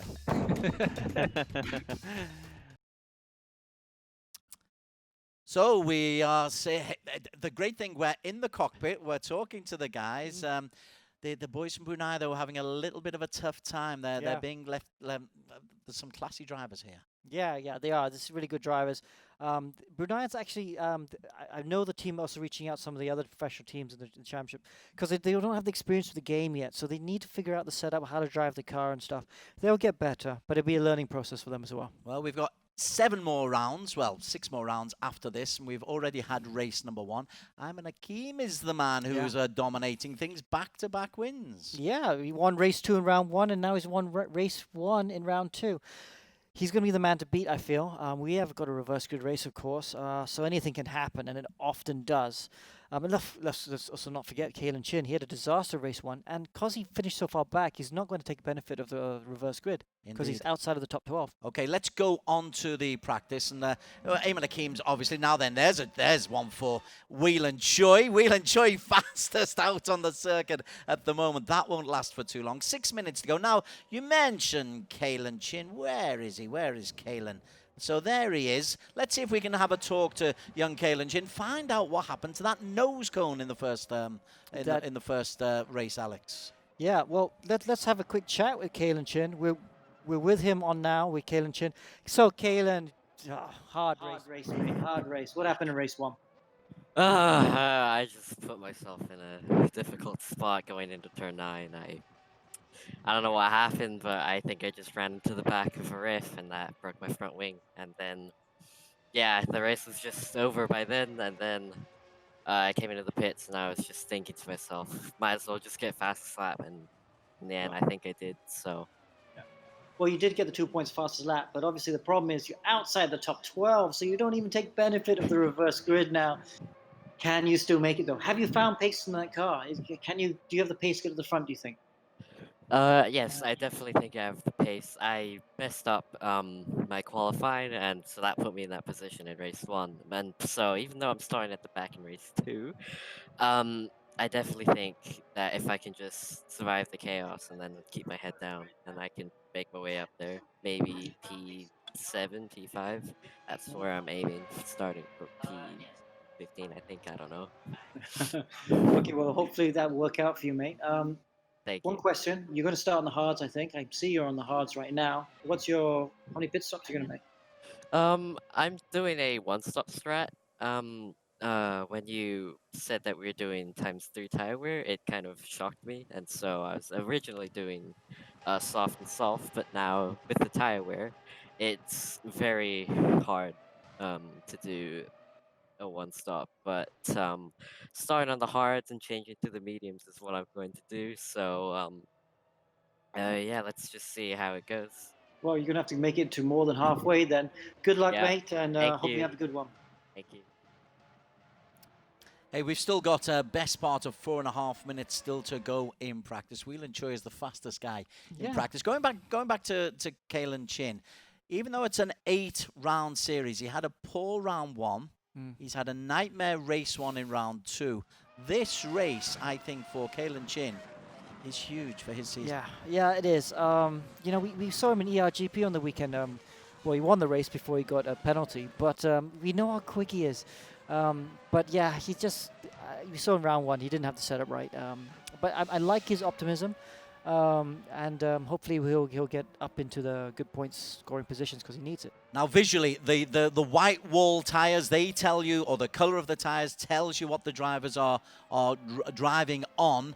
And in this longer 30-minute race, Alex, your tire choice, your number of pit stop strategy becomes fundamental. Yeah. It does. So, like, Kalen was very nice to let us know what he's doing. So he's going to go the hard tires. I think quite a few of them are going to go the hard tires, although some of them are practicing on the medium tires. But wow, Nakib's been practicing on the medium tires. He's just gone back into the pits. I wonder if he's going to try and do a counter strategy. Might be an idea, because if you can do a 1 pit stop race, maybe you can start on the mediums and then go to the hards. Have we got him on Discord? Are we able to talk to Nakib? Okay. Let's see if we can talk to him. Let's see if you can eke out some insider knowledge, Alex Young. Yeah, they do play their cards to the cards very close to their chest. Hey, James Russell and Nakib. Nakib, tough race in the race 1. It was a bit tough, yeah. I think we had a good start, which was fun. Had the lead, but from the get-go, I think we knew, the RSG car was a bit quicker. We thought we could hold him off, but yeah, as you saw in the race, that didn't happen. Yeah, they looked very good. The traction was superb out of the slower corners. Yeah, they did. But what can you do? Race 2 now. You're going to share some strategies with us? I'll share that it'll be quite interesting. That's all I'm gonna say. What tires are you going to start on? You'll see in about a few minutes. You're going to start on soft side, wets maybe. Yeah. Okay. Okay, so it's top 12 reverse grid, so that means you start P10. Good luck. Thank you very much. They don't trust you anymore, Alex Young. No, They've they stopped don't. trusting you. I tell you what, in weeks gone by, Nakib would Alex, here's what I'm going to do. Not anymore. Yeah, because well, they know because these teams are just upping their game, so now they're watching the broadcast, and also I got loose lips as well. So maybe a good strategy for on their side. Indeed, indeed. Clever work from Nakib Aslan. He did quite well in race number 1. He got himself into P3, but surely disappointed with a P3 because he was leading and he made a mistake and he wasn't quickest. Yes. So, so again, even though they've got a really quick car, I think you could see in that race, he looked a bit better in some parts of the track. So the Stratus car is a good car. But the traction, that's where the RSG cars are really good. And so he'll be aware of that. It's nothing much they can do with the setup now. It'll be a lot of guesswork if they try and change it. And they could easily make it worse. But it's a long race to go. It's a half-an-hour race. Tire wear is going to be key. And we saw in race 2 from round 1, Nakib did a great strategy in the hard tire. Didn't do any pit stops. Super consistent the whole way. And he went from P14 to 2nd, didn't he? He certainly did. Hey, we've just got a minute left of practice. There is no qualification before race number 2. We've got the reverse grid. I saw Alex roll the dice. It's a reverse grid, so the top 12 will be in reverse order. That's unlucky for Leona Chin, who came 14th, and Kaylin Chin, who came 15th. But for the guys who came 12th, wow, this is money for old rope. Yeah, but it's a lot of pressure as well. Well, can they handle that pressure through the first few corners and not make mistakes? Because they're going to know the fast guys are going to be breathing down their neck. What it does mean is that the race winner, Ayman Hakim, drops down into P12. So he has got to come through the pack in this 30-minute race. Still got a little bit of practice time before they can go out. Ayman Hakim, fastest out in practice, Alex, a 1:34, so not the quickest he can be, but not bad nonetheless. Yeah, so Ayman Hakim, he has to be careful now because he's got a chance to come away from round 2 with the championship lead. But he doesn't want to go and do something silly, right, and lose a nose like Kaylin did in round 1, because then he's not going to have that championship lead. So he's going to be, out of everyone, I think he's going to be perhaps a little bit cautious on that first lap. Some of the others, like I know Mika and for sure Nakib and Miko Nasi and the Stratos drivers, they're always super aggressive on the first couple laps.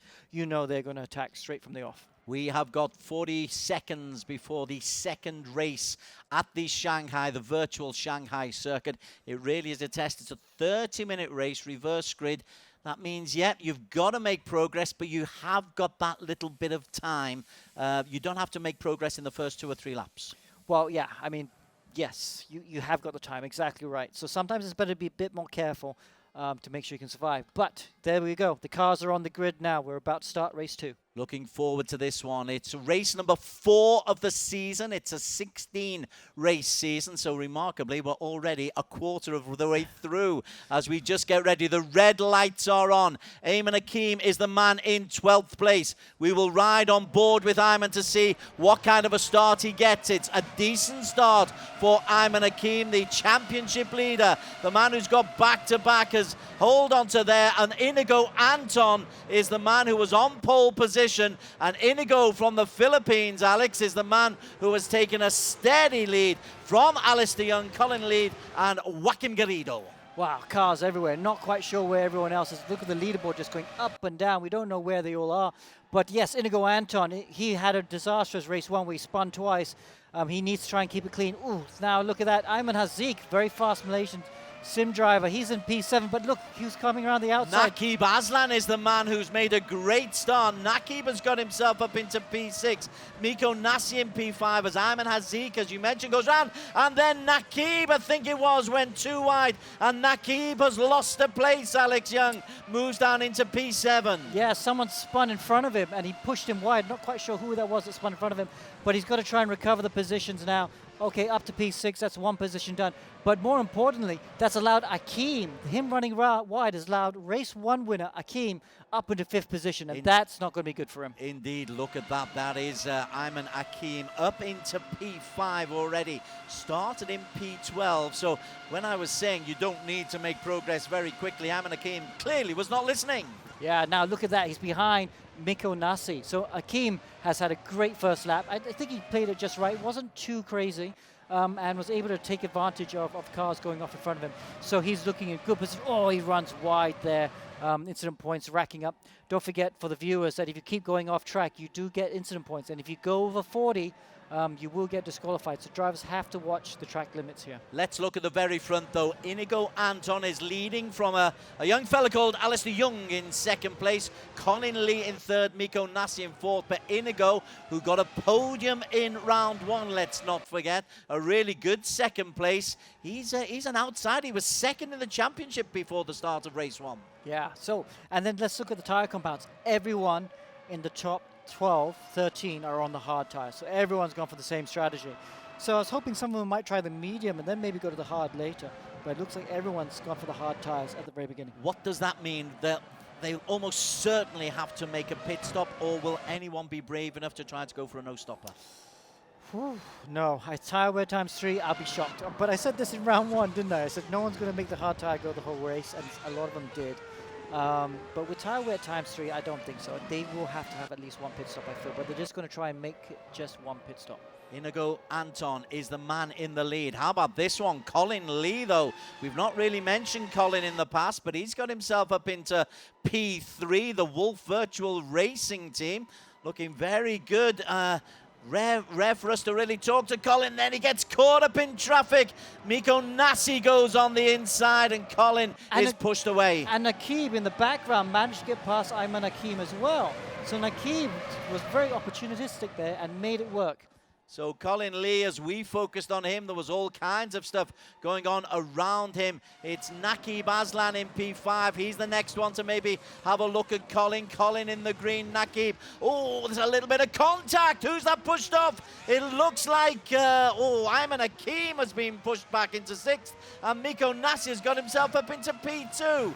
Wow, what the heck is going on here? And again, that collision with Alistair, Colin, I think, hit Alistair, and that allowed Nakib to go around the outside of both of them. Oh, and Ayman Akeem has had contact there with Alistair at turn 6, but he survives it for now. So Alistair Young is the man who moved from P2 to P6 and now up into P5. He's the man who is chasing Ayman Akeem, and Nakib Aslan in P3. Gosh, there's so much contact around the outside. Kalen Ching's making a move as well, Alex. Wow. Then Kalen made 2 places, loses 3. Wow, that was really good. Almost made that. That would have been the move of the day if he had made that work, but then he had to get shuffled back. Oh, Alistair Young, slow down penalty for track limits abuse. So it's all going wrong for Young. But yes, look at that. Mika Hakimi down the outside. Who's he dealing with? He's dueling with Troy Ayman. There is so much happening up at in the middle, up at the front. That is Nakib on the back of Miko Nasi. Miko goes wide. Nakib Aslan tries to go through corner 15. They'll go on to corner 16. Way too early to start talking about pit stops yet, but it must be in the thinking. This is the long straight. 5 minutes of elapsed. Nakib uses the DRS, goes on the inside of Miko Nasi, strolls through into P2 Nakib. Wow, so Miko Nasi made that really easy. I thought he was going to defend. Maybe he's just decided that, okay, he's had too much contact already, decided to let Nakib go because there's a long race to go. And if you end up defending, you kill your tyre wear, and then you might not even make your pit stop window. You've mentioned the tyre wear several times here. You've made it really difficult for the guys. They can't. It's too much of a gamble to go without a stop. Yeah, so that's what we do. We have to make it hard for these drivers we want the best drivers to win, of course, but we want them to work for it. And this is what we see. Nakib there on the right, looking how focused is. He really rode his luck. He was very lucky, I think, to be where he is because he had so much contact in the opening laps, but he's just about got away with it. And he's looking in a great position in P2 behind this man Inigo Anton. Yeah, we've hardly looked at Inigo, have we? But he's managed to establish a 2.4 second lead, Inigo, as Alistair gets that slowdown penalty for track limits abuse. But Inigo, he got off to a good start. He was on pole. So that reverse grid has worked for the car number 11, but he's really taken advantage of it, the GT Radial Eurasia motorsport driver. Yeah, let's go back with Akeem. Akeem going down the inside of Miko Nasi. Miko Nasi, is he going to let him through? He's letting him through, surprisingly. Again, not defending. So, really just staying out of the way, Miko Nasi. I don't think he knows he doesn't have the pace to fight. So he's rather just thinking, okay, I just want to do my own race, not get involved in these battles. Still a bit surprising, because this is Miko Nasi. I would expect him to be defending a bit more, but that's the choice he's made. He's decided to let the faster cars through at the moment and see maybe if he can come back at him later with the tyre strategy. Who knows? Maybe he's trying to make those hard tyres go all the way without a pit stop. Maybe. This is Miko. He has surprised us in the past with his ability to surprise us. Yes, exactly. So that might be it. That's what it is, I think. I think Miko seems to be driving like someone that's going to go, right, I'm just going to really conserve these tires. Maybe he's going to try and make it as a no-stop race, which would stagger me. It would stagger me if he makes that happen. So Miko Nasi on the right there. He is currently in P4. Inigo Anton is suddenly coming under a little bit more pressure from Nakib Aslan. Let's just go down the field a little bit. Alvin Yak is an interesting character. That's Arif Azmi. He's on the corner of there. Alvin Yak from the Wolf Auto Racing team. He's in the black and green rather than the green and black of Arif Azmi. Just ahead of them, I tell you what, Kalen Chin's in a heck of a battle as well. Sorry, I just lost Alvin and Colin Lee there. I'll go back to Colin Lee. Yeah, there he is, back with Colin Lee. Oh, he's having a good battle there with Ayman Hazik. Ayman Hazik trying to go around the outside. Look how different they are. He's got Alvin Yak just ahead of him, but he's got to deal with Ayman Hazik, who's on his outside. But Colin is eased in front, and Ayman just has a look at the slipstream and then darts to the outside. Just had a slowdown penalty. One of the guys we didn't focus on in race number 1, Alex Cheer. He's the Laughing Bunny. He's on the hard compound, but he's just not laughing there. He's been overtaken by the real Laughing Bunny, Wheel and Joy. Yeah. That's right, Wheel and Joy. He didn't have a really good start, but he's making some good progress now. Look, Alex Cheer. He loves using the VR setup. A lot of drivers love the VR setup. Personally, I can't. It makes me motion sick, but it's great to see. Oh, let's go back to the front, though, because Nakib, he's looking down the outside of Inigo, not able to do it just yet. So Inigo Anton feeling the pressure of Nakib Aslan. P3 for Nakib in race number 1. Race won by Ayman Hakim, who's 2 seconds down here. But let's see how Inigo responds to the pressure. We'll just look back from Inigo. That's the view that he gets of the Stratos Motorsport of Nakib Aslan. P3 for Nakib in race 1. We said this is an important race for him here as well. He is all over the back there of Inigo Anton, but Inigo, to his credit, takes the right line and defends. 20 minutes to race. Oh, Nakib had a big tank slapper through turn 13, and that cost him a bit of time, but doesn't matter. He's got the DRS. And, I think Anton's got running too much downforce because the Stratos car just went by him so easily, even with the DRS, that was too fast. So Inigo Anton running a lot of downforce. That means he's going to be very vulnerable down the straights. Okay, so Inigo Anton loses place, moves to P2. Nakib Aslan is our new race leader as we come through onto lap number 7. The differential an instant of 1/7 of a second. And Nakib is posting quick times. That was a 1:36.2 last time out. The fastest lap out there belongs to Troy Ayman, a 1:35.5. So Nakib's done the business though. Here we are to half distance of the race. No one has pitted yet, and he's managed to come from P10 up to P1. Big risk, but you gotta sometimes make those risks to make it, and that's why he's leading the race. Okay, then let's just catch up with some of the other competitors. Leona Chin, who was pretty happy to pick up her first championship points in the first race. She's down in P18 at the moment. Looking very, very focused there, but is a long way behind Chern Lu and Ben Seek. Well, she's a long way ahead of Ben Seek, but P18 at the moment for Leona. Yeah. So you see how she moves ahead while she drives? I do that as too. A lot of the real world drivers, they always end up moving because we're used to the Gs, we're used to fighting the Gs as we drive these cars. I feel like such an idiot when I'm doing it. But all the real life drivers, they do that. They just can't help moving their heads when they turn the steering wheel. Okay, back to our Brunei competitors. Ben Seek, I'm afraid, is having a bit of a nightmare as well. He's in P19. And Francis Angelo Gonzalez, I was expecting something from Francis Angelo today, but the Laughing Cavalier is not laughing anymore. P20 for the Filipino. Yeah, not so good. There he is. Not a smile. Not a smile to be seen. He's not happy about that. We should go back to the front, though, because Ayman Hakim's getting very close to the back of Inigo Anton in second position. So there is Ayman Hakim in the RSG All Blue, looking for third straight victory. Got a long time still to play.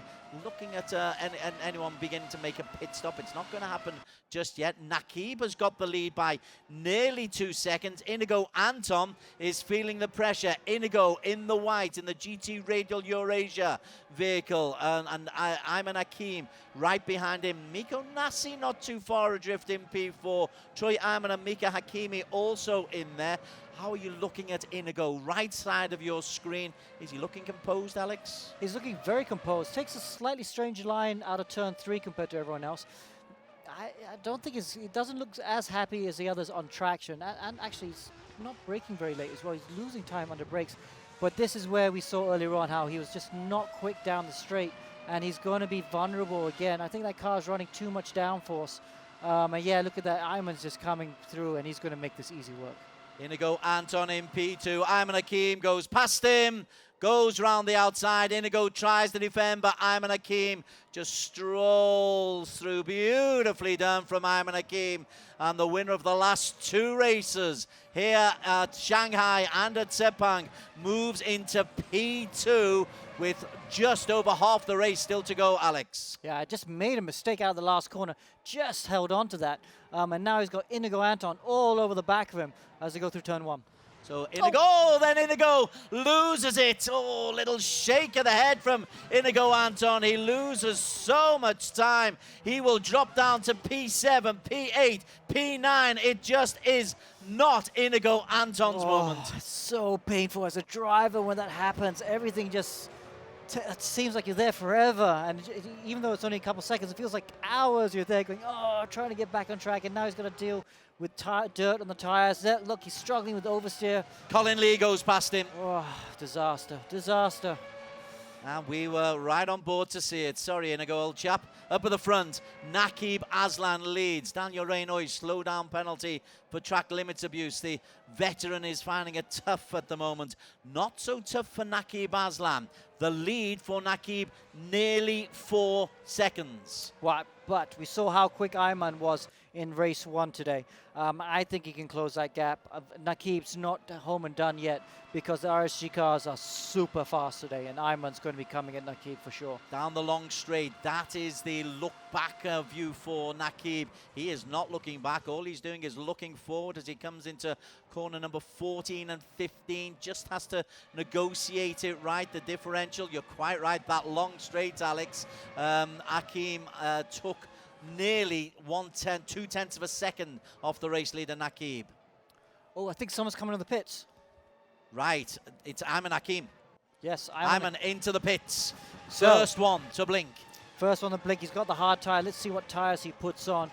So those first few laps, you know, Ayman and Nakib were caught up in the walls in the first few laps. So I'm not surprised. Ayman's also struggling for tire wear, and he's one of the first to pit. I'm a little bit surprised Nakib wasn't the first one to pit. But let's see, 15 minutes to go. Is he going to stay on the hard tire? He has. He stayed on the hard. He has. He stayed on the hard. I would have thought with 15 minutes to go, it might have been worth trying the medium. But he's decided to stay on the hard. Surprise. Oh gosh, who's that? Inigo. Oh dear. Inigo, nowhere to go. Yeah, it looks like a connection issue now because he's just right off the track. Tough for Inigo Anton. He was racing very well, but cheerio, Inigo.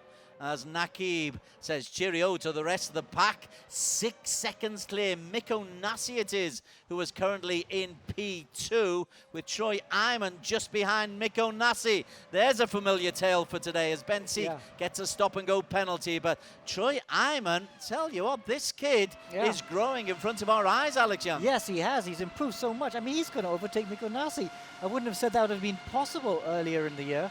But he is, and wow, look at that. So Ironman goes through. So this is part 2. We saw Act 1 in race 1, but I got a feeling they're going to come to the pits now. They must be struggling with tire wear soon. You have to feel, if we got Ironman Hakim coming in, yeah, there we go. Troy's in. I mean, Troy's out, but Mikko went into the pits. Mikko's in. Nakib's out still as well. So the Stratos boys making those pits, those tires last a bit longer. So you were thinking Mikko might have been taking a one-stop. No, I'm too sensible for that, says the Finn based in Singapore. Nakib Aslam is the man who's still out there, though. He hasn't made a pit stop yet. Those hard compound tyres. When does it become a gamble to stay out too long? Well, we can't. He is the man in charge. He'll see his tire wear in the screen and he'll be watching that. I mean, full damage is on, so if it goes below to like tire life to 0%, you will puncture. But Nakib's not going to do that. I'm sure when he'll see it, maybe he's coming in this lap. I got a feeling he's got to be coming in this lap. Well, he did say in the pre-race interview it'll be interesting, his race strategy. And interesting would certainly be to try and go without a pit stop and to work on bald tyres. The man he's just gone past there, I think, is Daniel Rain. Oh, Daniel's had a nightmare day as well. Let's look at Alex Cheer. Alex in P8 is trying to get on the tail end there of Ayman Hazik. Well, we just saw Daniel. I want to check out Daniel's teammate, Kalen Chin, because he's up to P3. Oh, certainly wow. is, isn't he? Really good job. He's done a great job. We talked about him at the end of practice, so he's right there as well. It's all a little bit spaced out. It won't be spaced out for too much longer. He will have made his pit stop, won't he? Yeah, they all made their pit stop. He's still on the hard compound. Little bit of a wiggle through 15. Nakib's still out there. So's Troy Ironman. They have not pitted. I'm flabbergasted that they are still able to go all this way. Daniel's smiling at me from across the studio. Are these Stratos cars going to go all the way without a pit stop with ×3 tire wear? It would be fun. It would be fun. It would be a gamble, but you don't get nothing if you don't gamble. Wow. How are they doing that? Because we've seen that Ironman didn't have the tire wear issue. Mikko Nassi had the tire wear issue, so they had to come in and pit. These guys, wow, and Stratos have maybe the setup of the Stratos cars aren't as quick as RSG's today, but tire wear is obviously very good. They are making those tires last superbly. But the clear danger, Alex, the clear danger, they can puncture. Going into the final couple of laps, they could puncture and just spin out. Yes, we've seen that before. We've seen drivers get really aggressive with the strategy, and that's right. We puncture in the last lap and lose the race, lose the lead even. Look, Nakib, we just saw a shot on there. He looks very calm. You know what? Shall we go on Discord and try and talk to them and ask them if what they're doing? He's got a strong enough lead. He's got an 8-second lead. Let's try, Alex, let's try and go mid-race and see if we can talk to Nakib Aslam. Okay, Nakib, we're watching you in the lead. Oh, he's going in the pit lane. Okay. We won't interrupt him just there then. That answers our question. That was the only question we had for him. So Nakib goes into the pits. Nakib, are you going to choose? What tires are you going to choose though? You'll see in about 3 seconds, 4 seconds. Come on. Tell us what tires you're going to put on. It's going to be the red one. The red ones, the soft tires. You're going to put on soft tires with 10 minutes to go. Whoops. Ooh, you had to reverse. Well, that's going to cost you a bit of time. All right, we'll leave you now because you're making mistakes. Good luck. Thank you. Red tyres, soft tyres, big gamble. Not as big a gamble as we thought, but certainly interesting. Guess who's in the race lead though, Alex Young? Guess who is the man who has got a 7-second lead? It is the man who's won the last 2 races of the E1 Championship, Ayman Hakim Tadashi. Yeah, so he's got a lead, but he's got the hard tyres, and we got 10 minutes to go. Nakib's going to be flying on the soft tyres. So yeah, he's going to be at least 2 seconds a lap quicker. What? How many? We got at least 5 laps. Yeah. So it's going to be touch and go. So Ayman Hakim lapping 1:34.4 last time out. We'll need to keep a close eye on what Naqib Aslan does. But Ayman Hakim is the man at the moment who's in the lead. Some interesting battles going on further down. Look, battle for P4 and P5. Miko Nasi barged out of the way. Big contact there from Kalen Chin. That was a big collision. And for once, Kalen's front nose stays intact. But surely there will have been damage on both cars. Well, these are very strong cars. We have to say, we've done ERGP with the Indy cars. That sort of contact with a broken suspension for sure. But these Formula RaceRoom cars are a lot stronger, and somehow they survive. But look at that, Kalen Chin's now in the slipstream. He's just getting closer and closer. And looks like he's going to... Oh, but again, maybe the Black Wolf cars have got running too much downforce. Because you could see, even though he had the DRS, he wasn't able to make the move down the straight. Good battle for P4. Miko Nasi lost the battle for P4 in race number 1.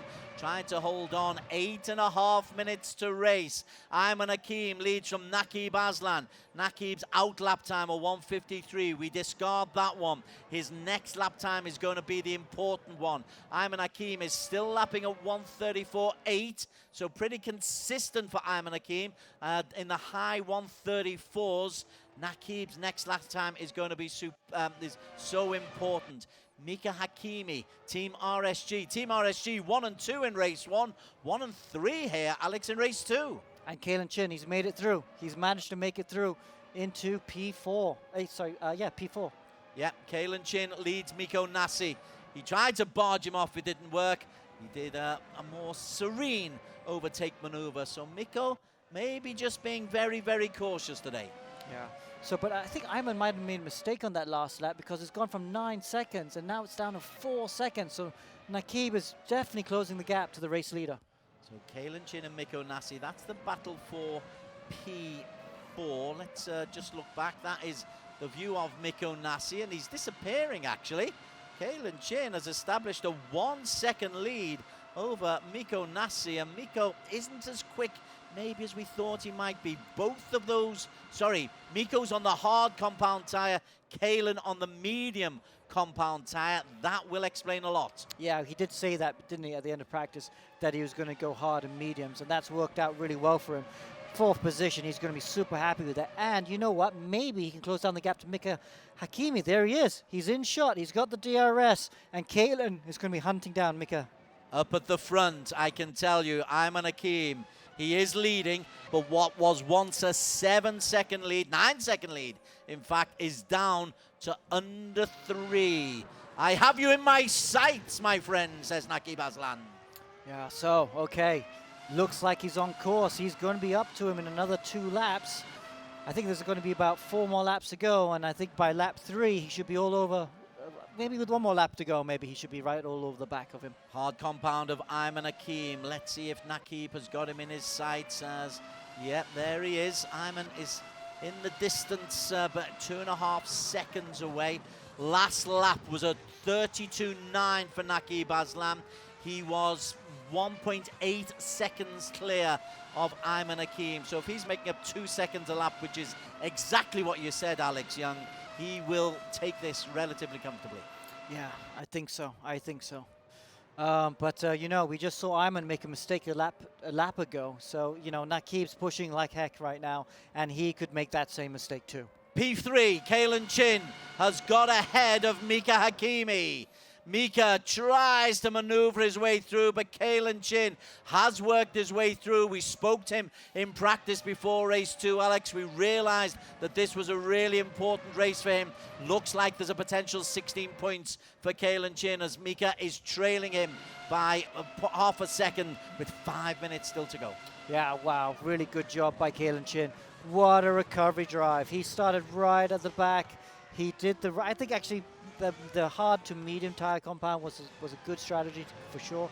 I'm still a little bit perplexed why RSG went hard and hard, because they did get it over half distance and within the 15 minutes to go. But yes, Kalen, great strategy, great driving, and that's why he's in a podium position now. Mika Hakimi on the left of your screen looking a little bit stern. He's normally a happy chappy. Actually, so's Kalen. He's looking a little bit stern as well. Will you put the $5,000 on the table, Alex Young? People take it very seriously. Yo! Who's gone off? What's that? That was... Ayman Hakim. Ayman Hakim has lost a lot of time. He went off. Hakim went off the track. Ayman completely got it wrong and has lost 2 places. Kalen and Mika have gone past Ayman Hakim. Well, we're going to have to talk to him afterwards about that. What happened with 4 minutes to go as Miko Nassi goes through on the inside as well. And Ayman is clearly struggling with his controls. Down into P6 as Choi Ayman's gone past as well. Okay, so disaster for race leader, championship leader as well, we have to say, because he would be leading the championship if he'd finished in, even if he'd finished in 2nd or 3rd, I still would think he would have gone away from this round 2 in the championship lead. But now he's down to P6. He mustn't panic though. Okay, yes, the tires are dirty. Oh, no, I think something's damaged. I think he went off so bad that he's damaged something. Is he coming in? He's coming into the pits. Let's just see as Alistair Young goes past him. Wow. Oh, my heart goes out to him. I don't know what we will have to talk to him later, but it looked like a mistake. He made a mistake 3 laps ago. Do you want to talk to him now? Is it possible? It is possible. Will he swear? He probably will. Let's not talk to him. Let's not talk to him then. I would love to talk to him though. Oh wow, I would love to talk to him. But drops down into P10. It's a very quick change for Ayman Hakim. But when he comes out, the one-time race leader, Alex, is going to come out in position 11 with only 3 minutes remaining. Well, he's just going to have to go for fastest lap. Of course, P11 was still scoring some championship position points, but nowhere near as much as if he had finished 2nd. I don't think he would have won the race today. I think this man, Nakib Aslan in the green car, would have won the race today because he had the soft tires and he was closing on Ayman too quickly. The pace differential is too big. But Ayman should have finished 2nd today, I feel, and that mistake has cost him, and that's really going to drop him down the championship order. Nakib Aslan, he's about to overtake who is that? Is that Whelan Choi or Leona Chin? It could well be. Yeah, it's Whelan Choi who is in P15 at the moment. Whelan, is he just going to move aside? I'm assuming he will do. Yeah, he'll get some blue flags and he'll move aside. But yeah, whew. So there is Whelan. We should go back to the battle for 2nd position though, because Mika Hakimi is back in front of Kalen Chin. Okay, Mika Hakimi gets himself into P2. Mika on the hard compound tires. Kalen Chin, I suspect, might have made a mistake. It's only 0.5 of a second, but Kalen Chin, 2 minutes to race. Where are we?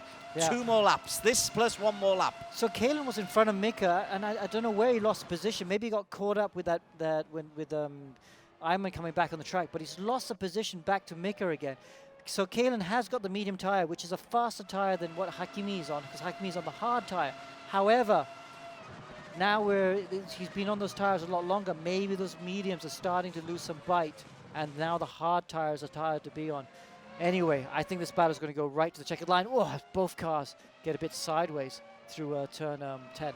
Ahead of this battle for P2, Nakib Aslan is 11 seconds clear. Nakib is going to win this race, and Nakib is going to catapult himself into championship reckoning in the first ever E1 championship. In fact, season 0, as we sexily call it. Mika Hakimi, P2 at the moment. Kalen, though, on a completely different line. I don't know why Kalen's not using the slipstream. Some inexperience perhaps by the young 14-year-old, but he should be using the slipstream as well as the DRS. He's gone on the inside. Kalen Chin has managed to manipulate his way through. Mika just got that wrong, Alex Young. Wow, yeah. So I was just saying how Kalen was doing the wrong thing, but it didn't matter because Mika helped him there. Got sideways on the curbs, and Kalen back into position 2. And there is the gap that he's got ahead of Mika Hakimi. We are on the final lap. This is the fascinating battle for P2 at the end of a 30-minute race. Mika Hakimi, he's had a good day no matter what. He's got 1 podium already, likely to get a 2nd, unless he decides to ram into the back of Kalen Chin. Yeah. So look, he's still pushing. Mika's still pushing. He still thinks he can get back that second position, I think. But I don't know, those hard tires are just don't have the same grip as the mediums that Kalen's on right now.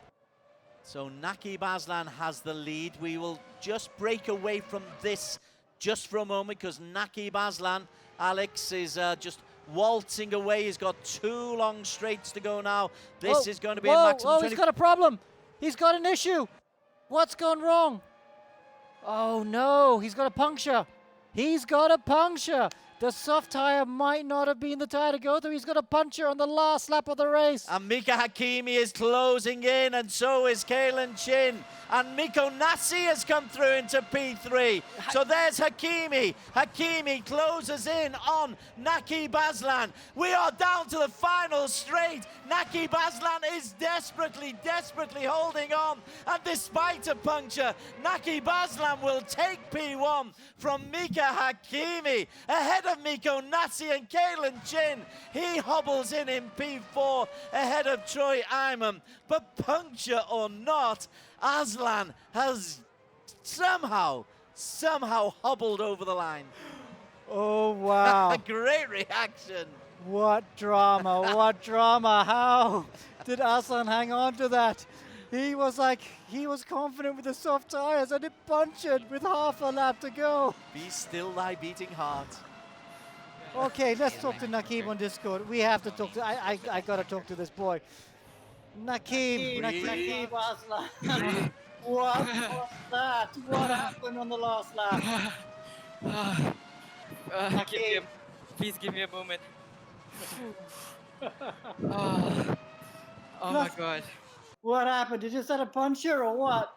So yeah, I just got caught up with the back marker at turn 3. And I got a rear left puncture. Oh my god. I'm feeling a bit dizzy right now. What drama. Thank you for that. We enjoyed it. I would love to talk to your team boss, James Russell. Are you there? Yeah, I'm here. James, please tell us your thoughts right now on your driver. I am sweating a lot right now, but I'm really happy. To get the puncture on the last step from the back marker was not in the script at all. That wasn't the plan? No, not at all. But the plan was solid. It was a good result for all 4 of them. Unfortunately, Japan had a few too many incidents in that race and got the DQ. But overall, that was really good for all of them.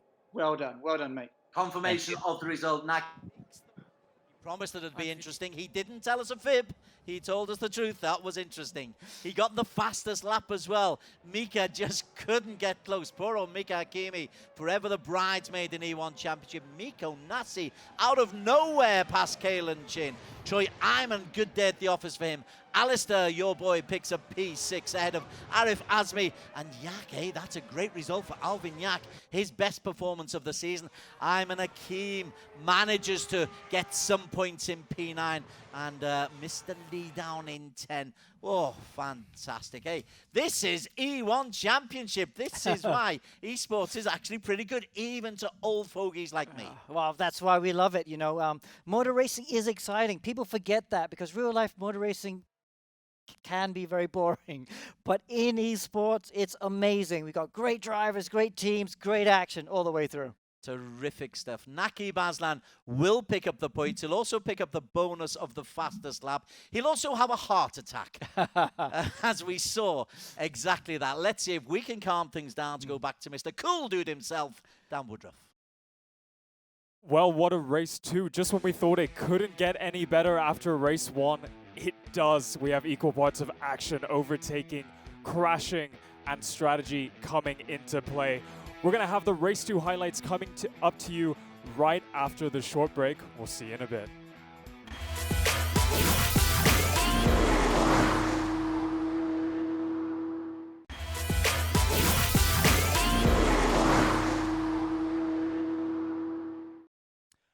And welcome back to the E1 Championship on the EGG Network. Don't forget you can catch all of the action live on our Facebook live stream at the E1 Championship and all of our social media pages on Instagram and Twitter at E1 Race. Alex, race 2, Your tire strategy predictions were all over the place. We saw a combination of hard with Ayman Hakim and the RSG boys. We saw hard soft with the Stratos boys, and about almost 2 seconds lap time difference between them. So yes, that's because a big difference between the compounds. So the RSG boys went the conservative approach, didn't they? They did one pit stop and they went hard, and they had the tires that lasted. You know, we saw Kalen go hard medium, and Nakib go hard soft, which were the aggressive ones. So that's why Nakib got the fast lap of the race as well. He had the soft tires at the end. But then the drama, puncturing on the last lap with the back marker, because for sure his tire wear would have been going low at that point. And not just him, Kalen Chin punctured in the last lap, so he went from 2nd to 4th.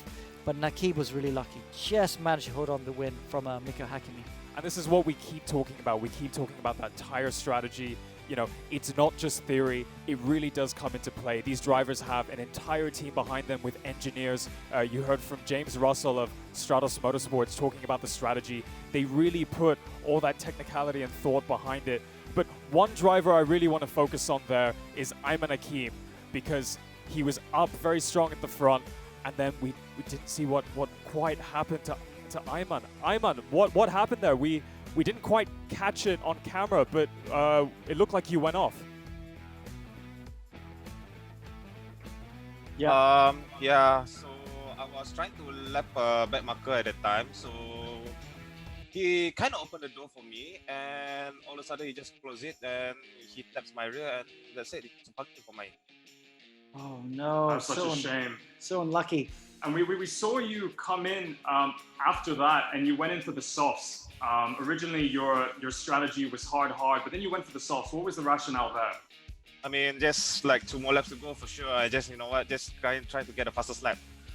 But yeah, almost get it. But yeah, in the end, I think, I just wanted to finish the race at this point. Yeah, well, you were able to collect some well-earned points at the end. Not all is lost. Every point matters, Alex. We know there's a lot on Grabs. Anything else you'd like to add? No, well done, man. Really. Sure, I first of all want to congratulate Nakib. He deserved the win. Congratulations to Mika, and yeah, for the whole team that supported me during this time. Thanks a lot, especially to my mates at Comi Fiesta, Shora. I know you are there watching, so yeah, thanks a lot for watching. I know I couldn't bring the result, but let's hope for the next round. So yeah. What a great attitude. Good luck, Ayman Hakim, for the next round. Okay, well, so both championship contenders, 1 and 2 in the championship, I think, just had a little bit unlucky with back markers there. Nakeem managed to still survive though, but Ayman though, that would have cost him a good, 12 points maybe? Yep, and to explain to some of our viewers who aren't, well versed with motorsports, when a driver in the lead does lap a back marker, what do they see? Blue flags you were mentioning. So back markers see blue flags to let the leaders, so they know they're getting lapped, so let them go through. But sometimes this is just a fact of motorsports. You do get caught up in back markers. It's happened to me. It's happened to everyone. And that's just a factor of motorsports. Yeah, we'll just have to have a word with some of the other drivers, I think, for the next round. Obviously, they need to be just a bit more careful. So tire strategy being the main focal point of these 2 races. An interesting point on managing that tire wear. Now, if you were looking at the actual footage of Ayman Hakim, you'll notice that his racing line was a lot tighter on the exit, and that means he doesn't go very wide as he comes out, as maybe some of the Eurasia Motorsport boys were doing. So tell us a little bit about how a driver can change their driving style. Well, you set the car up a specific way, and that's what the RSG cars were doing. They had good traction, but they were just also a very good front end, to be honest, because they were just turning the cars, keep going the shortest distance on the way out, and just getting quite early on the throttle. That's where a lot of the lap time was coming. And so, like you said, the Eurasia cars are going a bit wide and just trying to be a bit more careful with how they put on the throttle. So drivers have to adapt. Gone are the days where drivers say, okay, I can only drive it this way. You have to be able to drive all the different styles. If this is what is quick for your car and you have to carry the speed, or you have to drive it on the snows, or compared to, and that's the fastest way around it, then you have to adapt. And that's where the beauty of this is. The setup is special. The drivers have to adapt. Sometimes the drivers can't adapt. Sometimes the setup's wrong, and you just have to try and get the best out of your package on that day. All right, well, let's take it straight to the Race 2 highlights. Action-packed again. So race 2, here we are at the start. We rode with Ayman Hakim. His start was okay, it's pretty decent. See the cars in front of him, and then he went to the outside here, and it's going to cut away in a second, but he just goes straight through the middle of those two cars. Puts his teammate outside, on the outside actually, and makes it go through. But Inigo Anton, great start. Really looked good in the first half of the race. He just pulled out a nice gap at the front. This is Nakib just getting contact there, and just so lucky not to lose the rear for the front wing, and then around the outside of the car here as well. So really rode his luck. Nakib was super aggressive in the early laps, could easily have ruined his race, but that meant he could get to the front. Learning from his mistakes, of course, at Sepang, where he might have waited a little bit too long to make that overtaking maneuver. We saw him have that accident in turn 2, but we see him learning from his mistakes, really making that decisive move when he up has into to. T1. Yeah, and this is him finally overtaking race leader Inigo Anton. Anton then would have a messy race, wouldn't he? He'd spin out not long after this. We might see that spin. And you can see in the distance behind these two cars, there you go, the blue and white car of Ayman Hakim, race 1 winner, just closing in on Anton. But Nakib, well, you know, he pulled out a nice gap here. He was one of the last to pits as well, so he made those hard tires work. This is Ayman going around the outside of Inigo Anton. Really good move, gave him some space at the apex, and that was the right thing to do, because otherwise he might have got tagged by the driver behind him. And this is him in second position.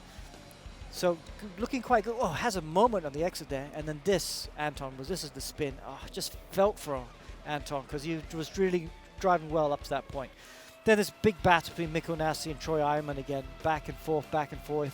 Funnily enough, this was just before the pit stops, and Troy actually finished quite far behind Nassi at the end, so I think he must have had an issue in the pit stops, because he should have been battling in the top 5. Now, this was also quite interesting because we saw a couple of these maneuvers on Mikko Nassi. Of course, seeing him in race round 1, and we've got a spin, and that was the decisive moment that Ayman Hakim was talking about, where he had an incident with a bag marker, of course, going off the track and getting a puncture, unfortunately. Yeah, so that ruined his race. But then, of course, it's the last corner, and Nakib, they're struggling with his own puncher just at the end, and then Mikko Hakimi follows him over the line. First, second, and third in shot right there. There's Kalen Chin just struggling over the line in fourth with a puncher too. So much action, not enough time to go through all the highlights, but let's take a look at the Race 2 final results. Nakib Aslan, the Stratos Motorsports boy, number 17, bagging 27 points. Of course, 25 for the race win and 2 points for the fastest lap. Mikko Hakimi, very happy with this second position of the day. Mikko Nassi will be very pleased with third. He did not have any pace today, and to get away with the podium, he'll be very happy. And of course, Kalen Chin, great drive from the very back of the grid all the way to fourth position. Troy Ayman in fifth, Alistair Young in sixth, Arif Azmi in seventh, good result for the young Malaysian. Alvin Yak in eighth, Nakeem would eventually recover to ninth, and Colin Lee rounds out the top 10. And let's take a look at the overall results from round 2. Of course, a combination of qualifying race 1 and race 2.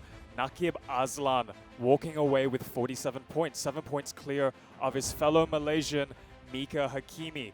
A very strong performance still by Team RSG. They're really going to start to creep away with a bit of the lead in the team championship points. Yeah. I think we can already see that the battle for the championship is going to be between these 4 drivers at the moment, I feel.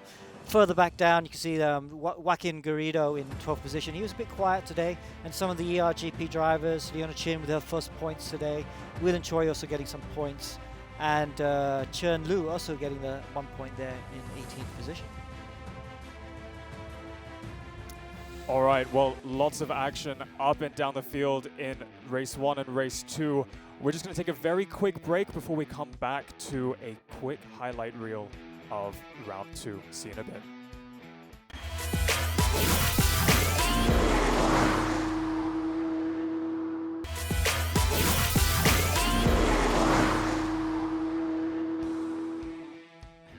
And welcome back to what has been an extremely exciting round 2 here at the Shanghai International Circuit. Let's take it straight over to the overall championship results for the drivers. Who's going to be leading? This is going to be the trick. So up at the front, we've got Nakib Aslan, finally pulling a bit of a lead. He's got a 6-point gap to Miko Nasi from Safehouse. Miko, we were seeing falling down a little bit down the order in those races, but still collecting enough points. As we said earlier on the show, consistency is key. And then Ayman Akeem, of course, the Blue Daredevil, pushing through at the front. Unfortunately, incidents not on his side tonight, but still maintaining his 3rd place position. Of course, Mika Hakimi in 4th position, 2 second positions. He had a really good day today. Troy Ironman also, a little bit up and down, but when he was fast, wow, he was fast. So he'll be very pleased with that in 5th position. Inigo Anton in 6th, Alistair Young in 7th, Kalen Chin, good recovery drive today in P8. Yevon David and Arif Azmi round up the top 10. All right, now let's take a look at the team overall championship standings. RSG pulling what is now looking like an extremely commanding lead. 28 points ahead of Safehouse Racing. Stratos Motorsports, the 2 Stratos teams together in 3rd and 4th, about 40 points apart, with GT Radio Eurasia Motorsport in 5th. ERacing GP in 6th, Black Wolf Racing, followed by Wolf Racing Team, EGG Network, and I1 Racing. So, Alex, Shanghai has proven to be an extremely exciting circuit. Yeah. Tell us where are we headed to next? Okay, we're going to the Middle East now. We're going to go to Dubai Autodrome, which is a very fascinating track. It's like a Formula 1 track as well, big and wide and open. A lot of long sweeping corners and quite technical, actually. It's a little bit more technical than people realize. Again, great overtaking, but track limits will be an issue there. Drivers will have to watch out for track limits because there's just so much space. Well, we're going to get into all of the technicalities of the Dubai Autodrome in the next episode. You'll find us every Thursday night from 10 p.m. until midnight. Now, please don't forget to follow us on all of our social media pages. That's the E1 Championship on Facebook with a live stream, Instagram and Twitter at E1 Race. My special thanks to Alex and Des. We'll see you next week. Good night. Stay safe. Good night.